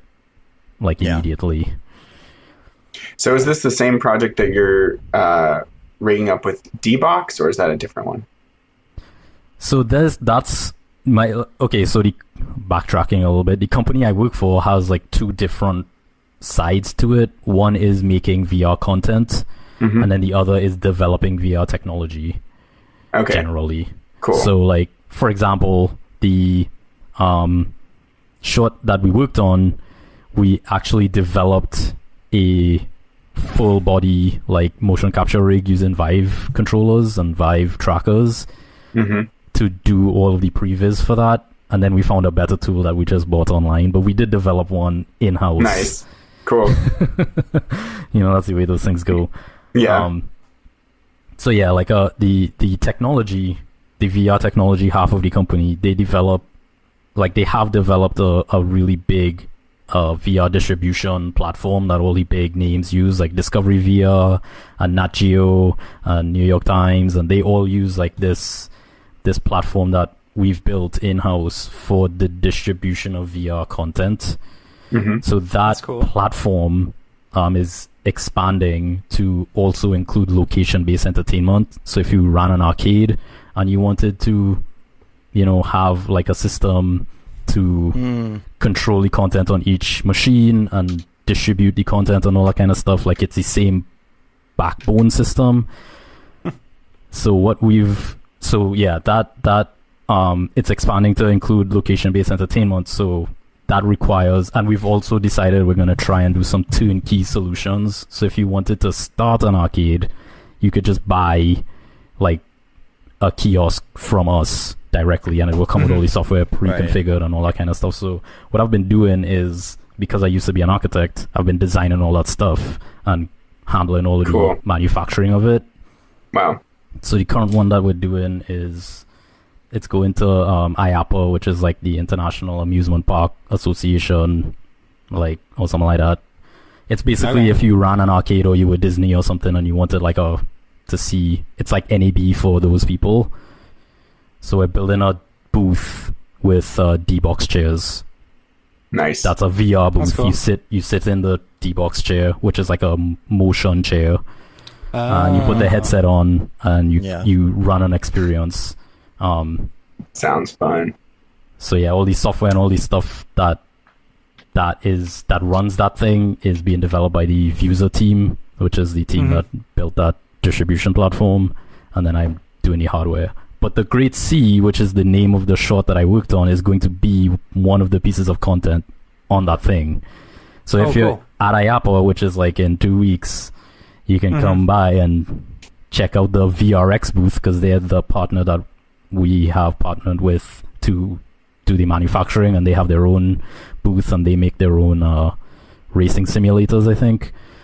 So we have a space in their booth. They're manufacturing our D-Box like thing, so you could walk by and check it out, or you could just buy it on Oculus or Vive. Yeah. What's the website for that? It's only like $5 or $6. Yeah, right? it's like $6.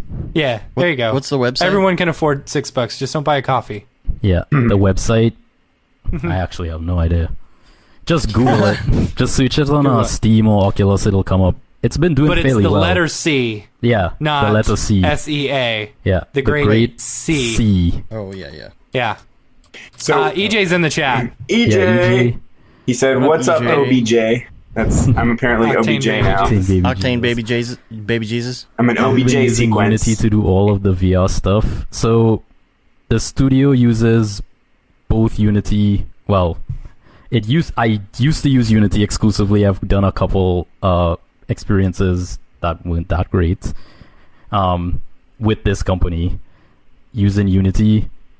But the Great C, which is the short that I just talked about, was all Unreal. But moving forward, we're going back to using just Unity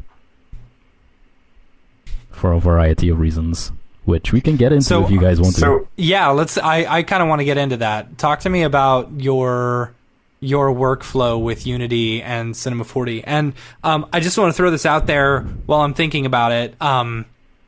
Maxon has been asking people if they're interested in... No, Epic. Is it Epic? Yeah, Epic. It's Okay. Epic. Then Epic is sorry. asking if people are interested in being able to directly work with Cinema 4D files inside Unity. Unreal. Unreal, whatever. I can't keep track of all of them. So anyway, there's like a survey going on. I think if you search, I have taken it. So have I. Yeah. If you search Maxon's Twitter account, they've got Yeah. it posted somewhere along there. But yeah, go on there and mention that you do want to see everything. Wow, Sage, this looks really good. Yeah, these are really. This is super pretty. Yeah. Yeah, we So spent, you've been like, designing the team that environments worked for on this? this thing. Yeah, so basically, even though at the end of this you'll see a credit list of like 100 people, I'll be completely blunt with you guys. It was only a team of maybe about 10 people that made this whole thing. Wow. Mm-hmm. Like there's a core team of like 8 people, and then we did have maybe 4 or 5 offsite animators. But basically, me and 2 other guys did everything in there in terms of in terms of not sound, so not sound things, but visual things. Me and 2 we guys lost did you. everything that's not a character. It's funny. He said not sound, and he. Oh, Oh, there you there you are. go. We lost you for a sec. Your Oh, Skype you lost went us? Oh, there you go. There you are. Hello. Yeah, we're here. Yeah, me and 2 guys built everything that's not a character Wow, that's really cool. Wow. over the course of 8 Jeez. months. So it's like it's on like 22 or 23 full 3D environments, production ready, all the lighting, all the texture, Damn. all the modeling, all the animation in terms of scenes. So if there's like particles flying through, or there's lights turning on, or anything that's not a character, literally like a prop or anything. That's so cool. Me and 2 other guys built Mm-hmm. all of it. So did you use Cinema 4D to build the environments, or do you have to work directly in Unreal? You did. Okay, cool. Yep. Most Wow. of it is actually like 2 of the 3 guys who built everything are C4D users. So it was the art Wow. director, who's one of them, me, who's the senior 3D artist, and then our concept designer actually became a 3D artist because it was just too much shit to make. Mm-hmm. So he started modeling as well, but he uses Modo. But because he wasn't, at least at the beginning, as attuned to making production game assets, I would have to take all of his assets anyway and like either remodel them or Like bring them down optimize. or optimize, Mhm. unwrap, Mm-hmm. because you need to unwrap everything that comes into a game engine. Damn, it sucks. Yeah. You What can do you use the auto Do you unwrapper use if you're C4D in using, order to do it? Yeah, I use C4D for everything. Like you can Wow. use the auto unwrap for most of it if you're using procedural textures. So unless you have like a really specific, like unless you take it into Substance Painter and you do like a really specific one-off texture for that one thing, then it's you probably want a proper unwrap. But if you're just doing like unwraps for light map baking and like procedural textures, which we had to use because there was just way too much content to do Mhm. individual paintings for Right. each prop and stuff. So yeah, if you're using like procedural textures and stuff, you can use the C4D auto unwrap. It's actually not that bad. Cool. EJ was asking about Olympics. Did you see that in the chat? So yeah, In Alembics, Unity? Unit for animated meshes, right? As far as I know, they aren't. I don't know if that has changed. The thing about Alembics, like, it just really depends on what you're using it for. So like we have in the experience, in the grade C, we have 1 Alembic file, I think, or 2, mostly because even though you can bring them in and they work in Unreal, you pay a price in terms of scene loading to get them in there. So the longer the Alembic file, and the more complex the animation, the bigger the file is, and it takes much, much longer to load in. And it's way cheaper for you to have a more complicated FBX with bones. Because that's the other thing, Unreal doesn't accept any kind of animation that isn't bone-based if it's not Alembic, which is kind of frustrating. weird. But in the process, I've discovered a few workflows for you to get motion graphics type animations into Unreal using bones.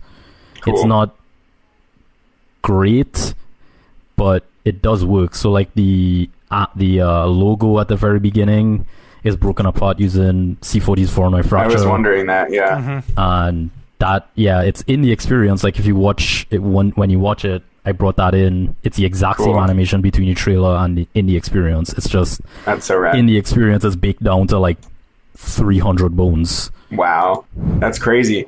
So how much is handled by Unreal? I'm guessing all of the haze, and the lighting is Unreal? Everything that you see in the trailer is Unreal. It's in real time. I understand that. I just mean like in terms of like, do you model, or do you put in all the blades of grass, for instance, in C40 and that comes across, or do you like scatter things in Unreal? Like how much are you doing in Unreal versus C4D is what I'm asking. Like Unreal is kind of like the render engine here, so it's obviously doing like the lighting and the environment stuff, but what about like the particles that are like flying through the scene? Are those Unreal particles and like the fire, stuff like that?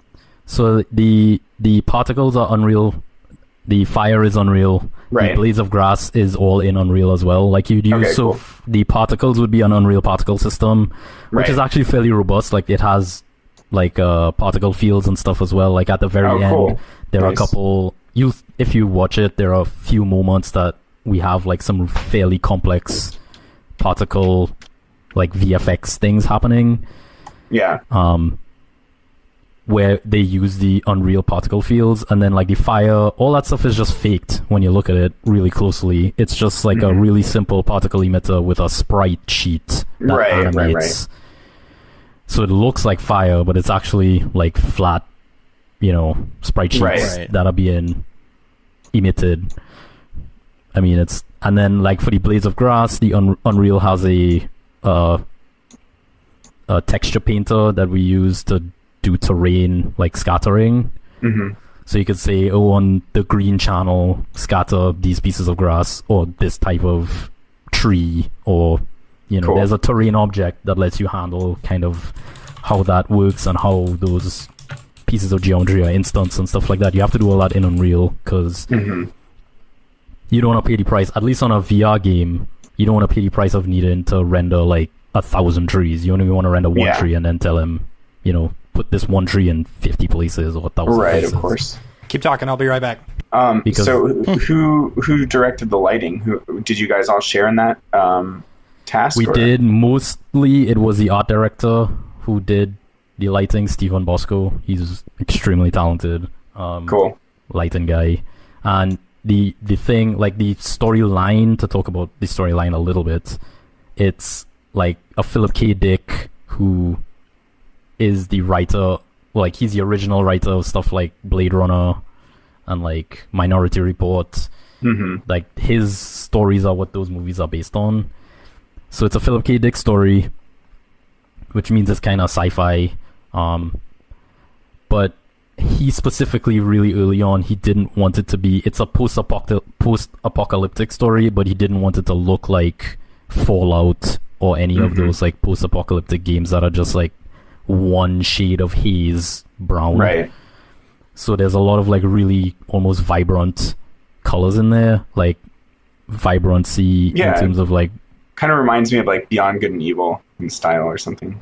Yeah, so there's some definite stylization for the lighting and stylization just generally. But yeah, he did a really great job. Like what usually would happen is I would do like a first pass. I was responsible for building almost every environment, so like I'd put together the environment in Unreal because our concept artist never used Unreal before. So he was making models, I was optimizing them as I needed and bringing them into Unreal and relaying out these scenes as necessary. And once that was done, I would do like a first pass at texturing and lighting. Cool. And then he would take it and like take it to the next level, basically. Sweet.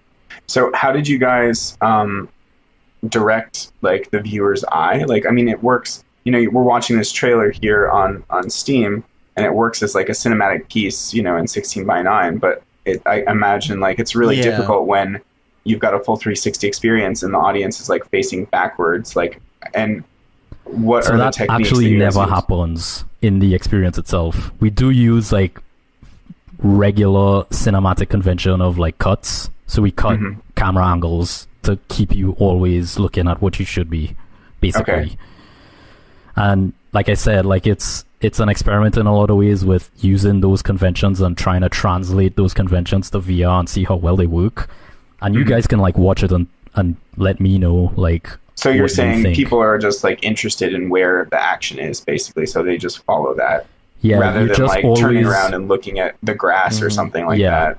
You're always facing forward, like it is a controlled view. Like we do cut so that your forward direction is where the action is. So what if say you spun around on one of these scenes and just wanted to check out whatever the hell's behind you and look at the grass or something. When it cuts, are you saying that now the audience would be facing the action again? So every time it cuts, it reorients? If you looked around, like if you look behind you and cut, you'd still be looking backwards. Okay, so you're just saying you're a jerk if you're like turned around and looking backwards. Yeah, like you'll miss stuff if you look around, but people do. Like there's no way to not have people look around. Yeah. But what we've also found are the people who look around are people who are more seasoned in VR and they just want to look at things. Or maybe it's like the second or third time they've watched the film and they're like, well, so now if I'm you watch going it to like 2 or 3 times, you start to look around. Yeah.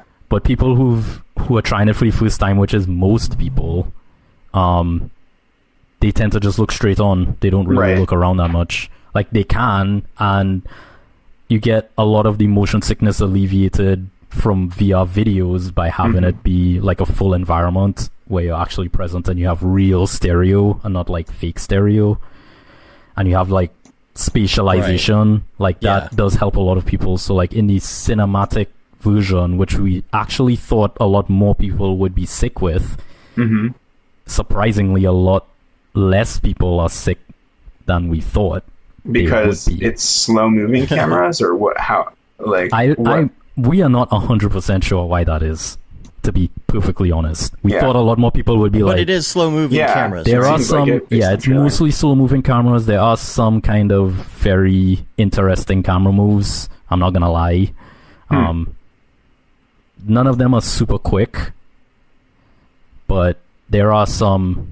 But that's because of the motion sickness thing. Not necessarily. Like the cinematic version, we said motion sickness be damned, basically. Like if you are gonna get motion sick, you'd watch the static camera version, you'd watch the comfort version. That's what we call it, comfort and cinematic. So like when you go into the experience, there's a calibration screen to make sure that your forward center for the whole experience is calibrated.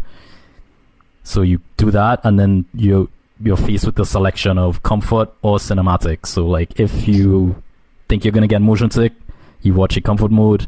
If you think you're gonna be okay, you watch a cinematic mode. But most people tend to watch a cinematic mode by default, and they don't get sick, which is kind of interesting. Yeah, that's been my biggest thing. Even on slower moving things, has been the motion sickness. Like if something's taking you, even in a regular game, if something like grabs you and takes a hold of you and like moves you towards something, like I don't know, like what's in Super Hot, when you fall, it's like, oh god, like I can't. When you had to jump off the building, I actually screamed. Yeah, I love that part. The first time I did it, yeah, it was very scary. Do you know what that feels like to me? That feels like two things. If you've ever had the dream where you're falling, it's the worst. Or if you've ever had way too much alcohol and you try and close your eyes and go to sleep and you're just spinning. You get like. But have you ever had that? Like you had too much to drink, you start to nod off, and you feel like you're falling, and you have to wake up and like grab yourself. Am I the only one that experiences that? Yep, you're the only one. I mean, you know, I'm kind of weird, so you never know. Could just be me. It's just but you. yeah, so in the Great Sea, like we also have another game coming out that actually some of you guys help test. Transpose, I think that comes out like next week. Cool. Which is what is it? It's called Transpose. Oh. You can look it up. It's now has a trailer for it and everything. Is there a preview? There is a preview now.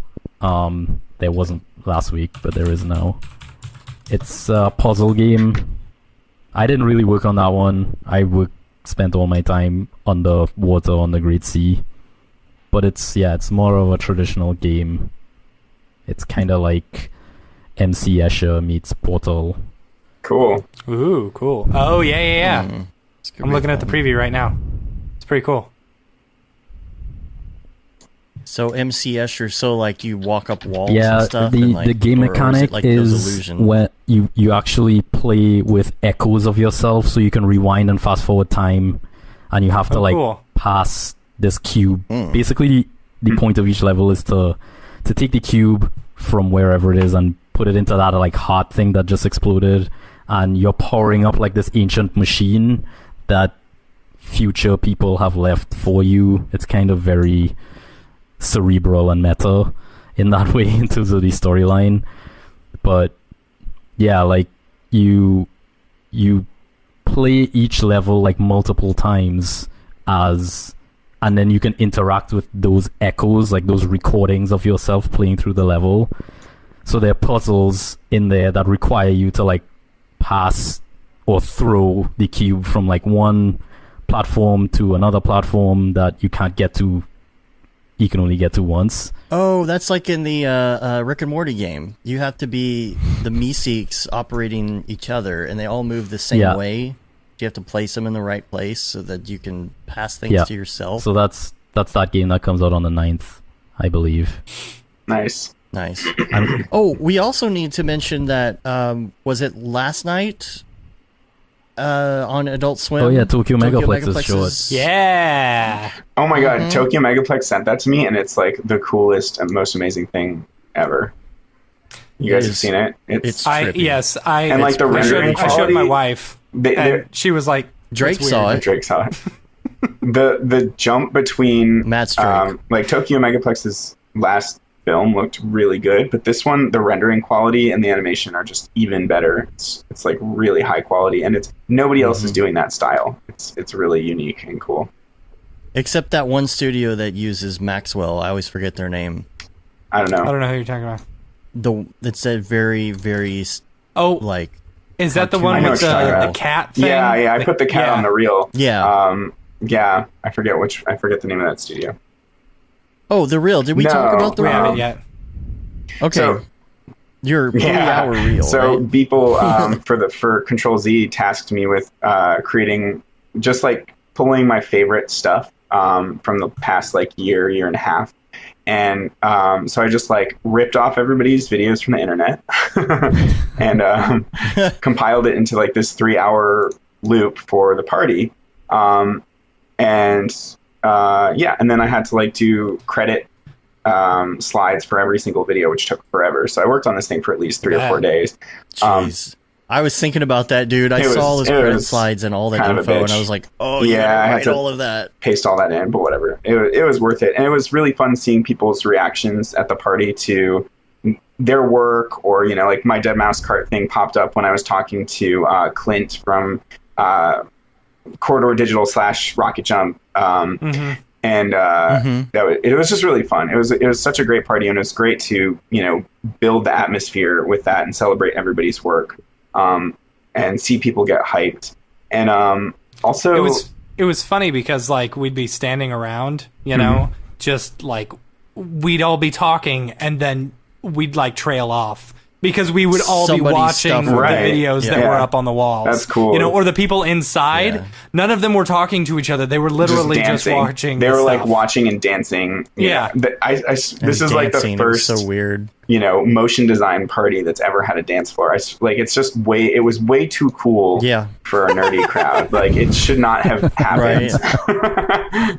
Does that mean we're getting I don't know. I don't know. Dude, like, everyone was there. It was amazing. We're trying to be cool. Except DJ. And G-Rant. Grant. And G-Rant. And anybody from Grayscale Gorilla.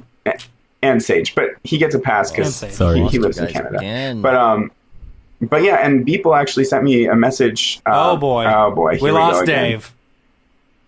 That's okay. Yes, sorry. I don't know why it just signs out. I got to make sure I get you guys back here. So Beeple actually...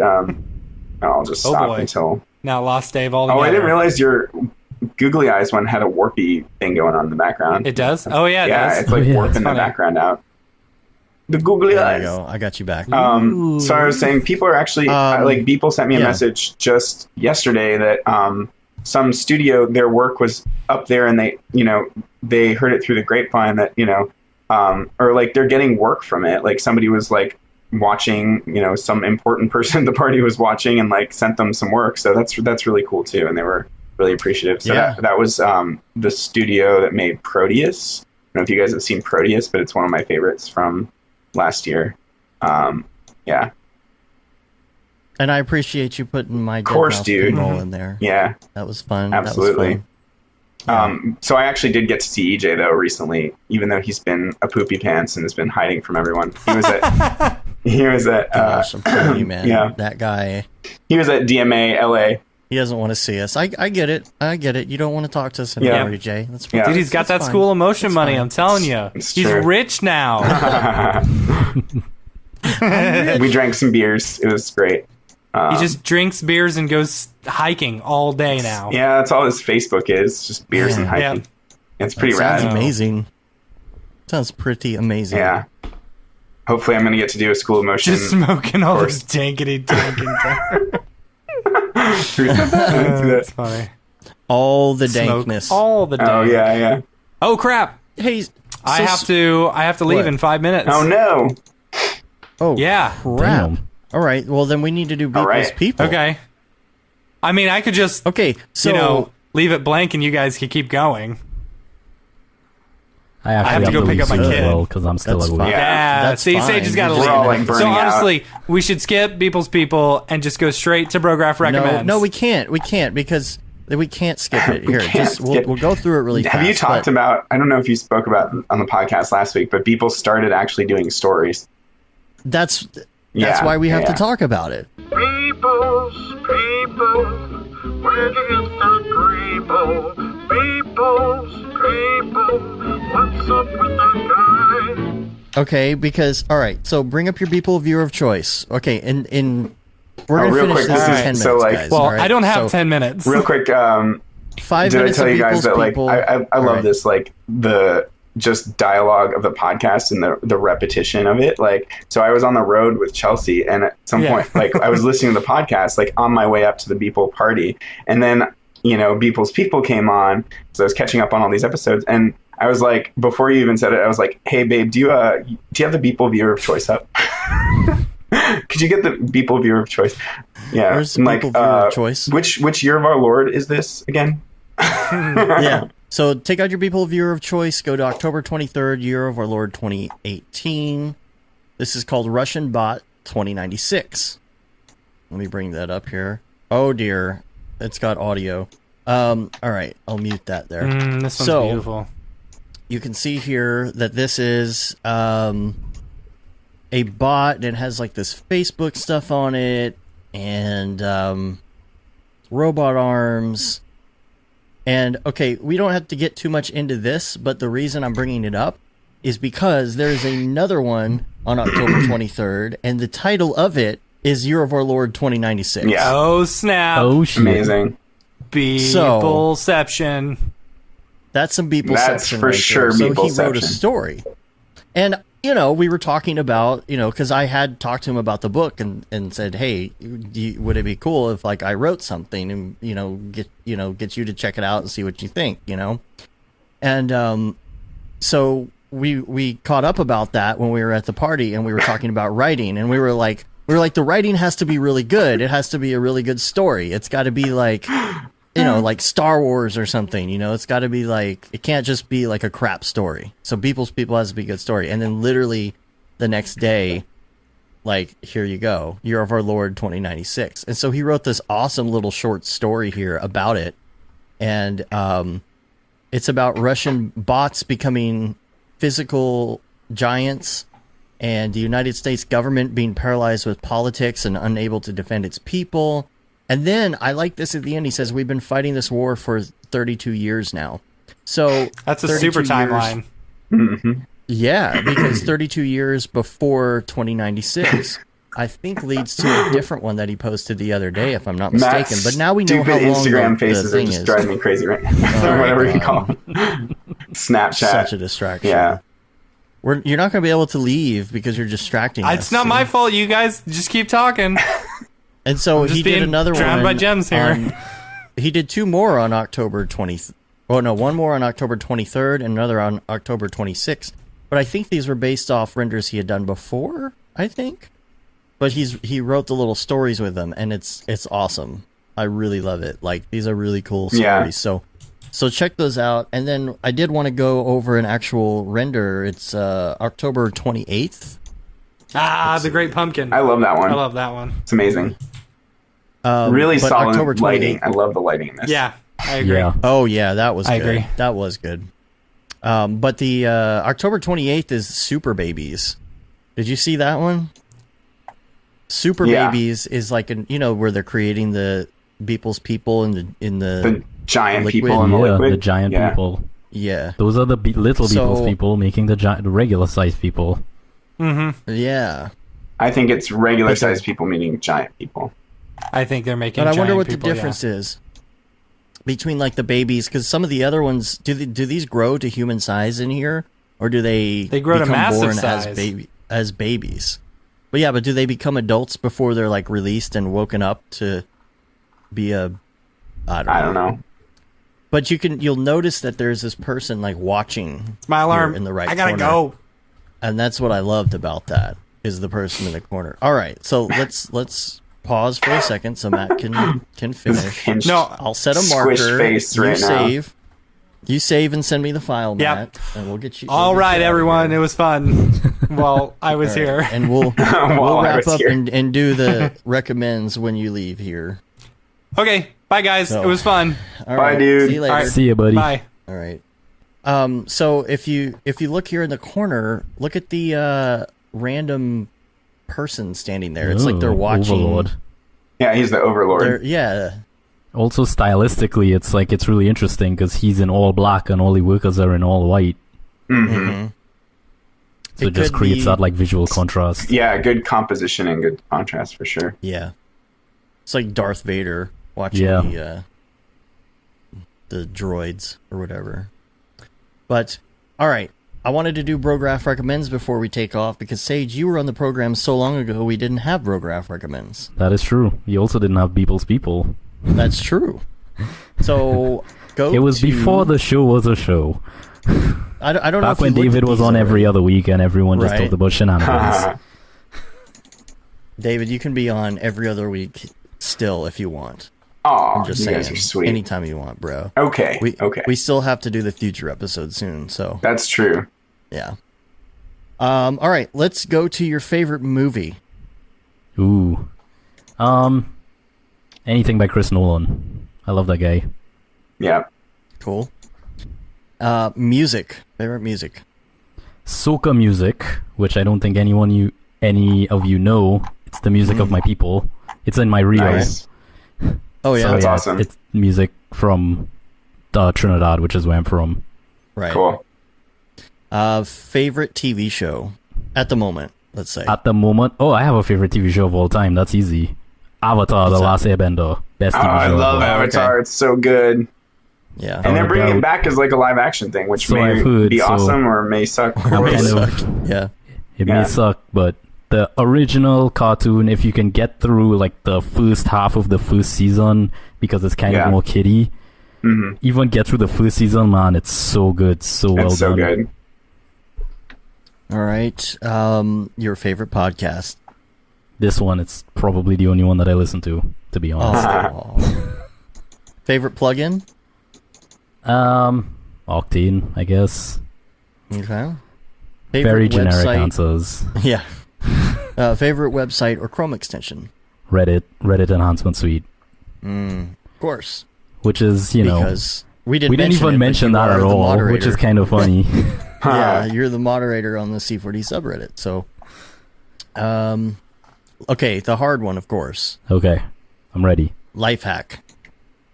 Life hack. Mm-hmm. So this one is gonna be kind of gross, but I do it all the time. If you put a layer of toilet paper down in the bowl before you take a dump, you don't get splashback. Oh, Nice. that's pretty good. That's pretty good. That's my life good to hack. know if you're like in a public bathroom, especially. Mm-hmm. Not that the water's that much better. When when you're like me and you take big dumps, that's a legit concern. Nice. All right. Well, that wraps it up I guess we're gonna get out of here. So, David, you've got something new coming out fairly soon, right? Yeah, it's gonna be done hopefully by November 14th, which is like a week before my wedding, so that's terrifying. And it's this project that I've been it should have taken 2 months, but I was really burned out from that Ice Cave music video, and I took some time off. And also, I had like kind of blank slate syndrome because it was all this green screen stuff that they gave me that was shot in this old theater in Richmond, Virginia, with this loose concept that it would be like vaudevillian themed, but and the whole audience is wearing like VR goggles, but the imagery behind the singer could have literally been anything. So like I had, it was just overwhelming at first because they didn't have a concept really. So I kind of had to make all of it up. And eventually we agreed on having these like 2.5D cutouts. And I did some tests with like splines holding weight in C4D with like spline dynamic tags, as well as springs, and having like these clouds like swinging back and forth, kind of like something Sage did a really long time ago for the subreddit. And then after the animation tests, I, started to think about bigger scenes. And that's when, but I was still kind of like overwhelmed. And at some point, Chelsea was like, well, I know Illustrator really well. How about I help you out and take some pressure off and start designing like the Illustrator artwork, which was huge. And like, just allowed me to focus on like the lighting and the texturing and animation. And of course, like the keying and tracking, but that's like not that big a deal. So her composition skills have totally like made this a really cool collaboration. And cool. So it's been fun, and it's got a kind of a stop motion vibe, which is, different from my usual stuff. And it's also back to like live action integration, which at first annoyed the hell out of me because I've become kind of a prima donna about, doing anything like unless it's full CG work, I get like super annoyed. But it works so well, man. It works so well. Thanks, dude. Yeah. I want to see it. I'll send you a link. But it's been cool because, at first you kind of like feel like it's all practical when the curtain first goes up.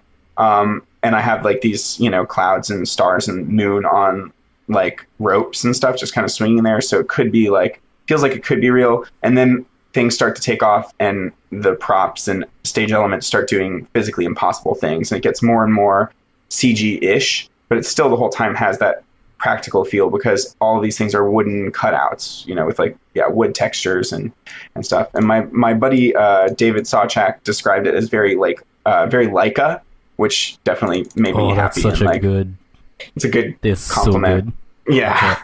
So that's massive cool. Compliment.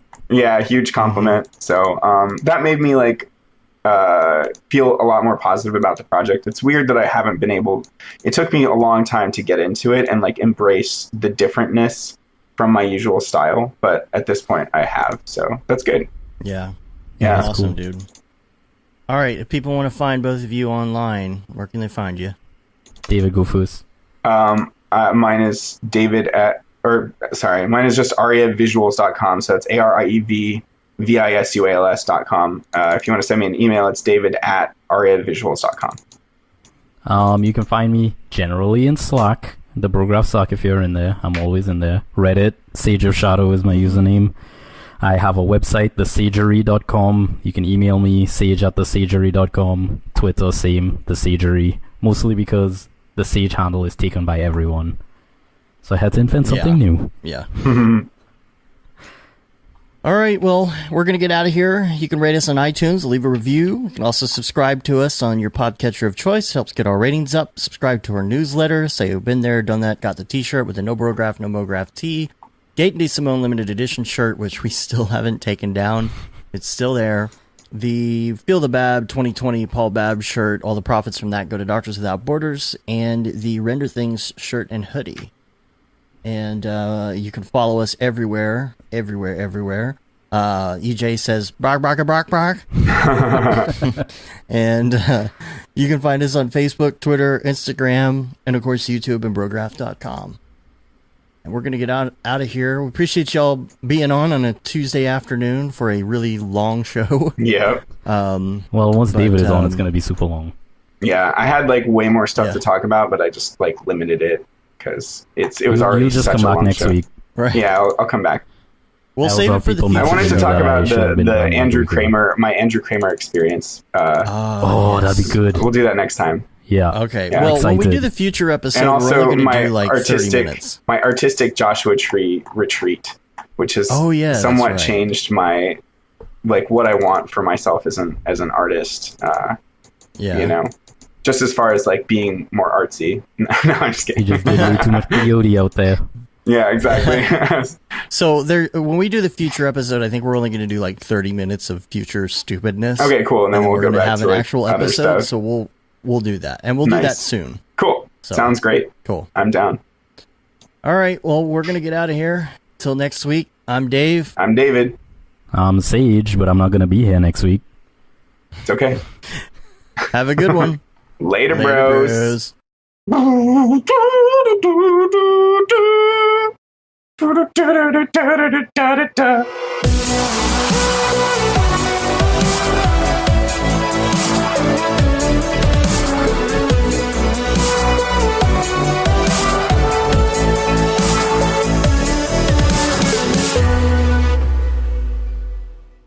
It's pretty good, I guess. Brograph.com, an online resource for learning Cinema 4D, After Effects, and other motion graphics tools specifically catered to help you prevail as a motion graphic designer. What's up, bros? Welcome to another Brograph motion graphics tutorial. With tutorials, plugins, and now a podcast with tens of thousands of listeners worldwide. Yeah, it's a great community to be part of. We give you professional time-saving tips, industry news, interviews, shortcuts, and lessons that help keep you current in the world of motion design. Throw in HDR Studio, take the render settings, pick the HDR, put in reflection, and gorgeous.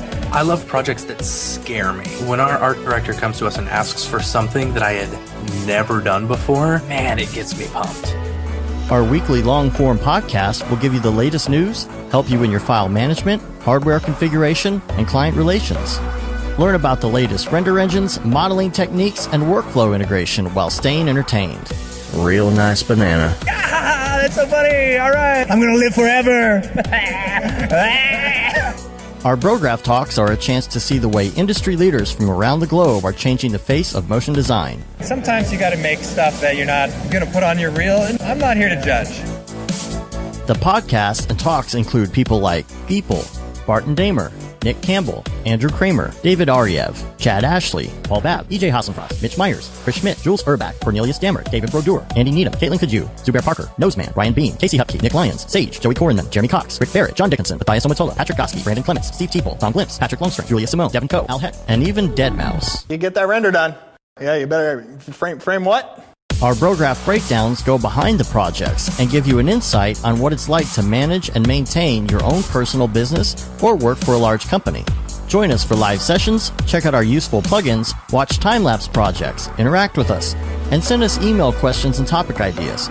Or just hit the Rando Render button and do an imaginative daily that'll keep you on your toes. Take all your dreams and let's do it! Subscribe today and get automatic updates on the latest tutorials, tricks, tips, and inspiration brought to you by industry professionals Dave Koss and Matt Milstead.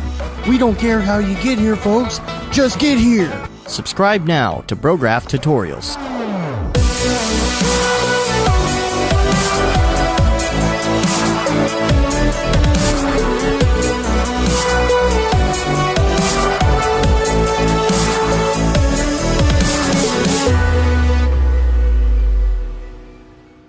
It's pretty good, I guess.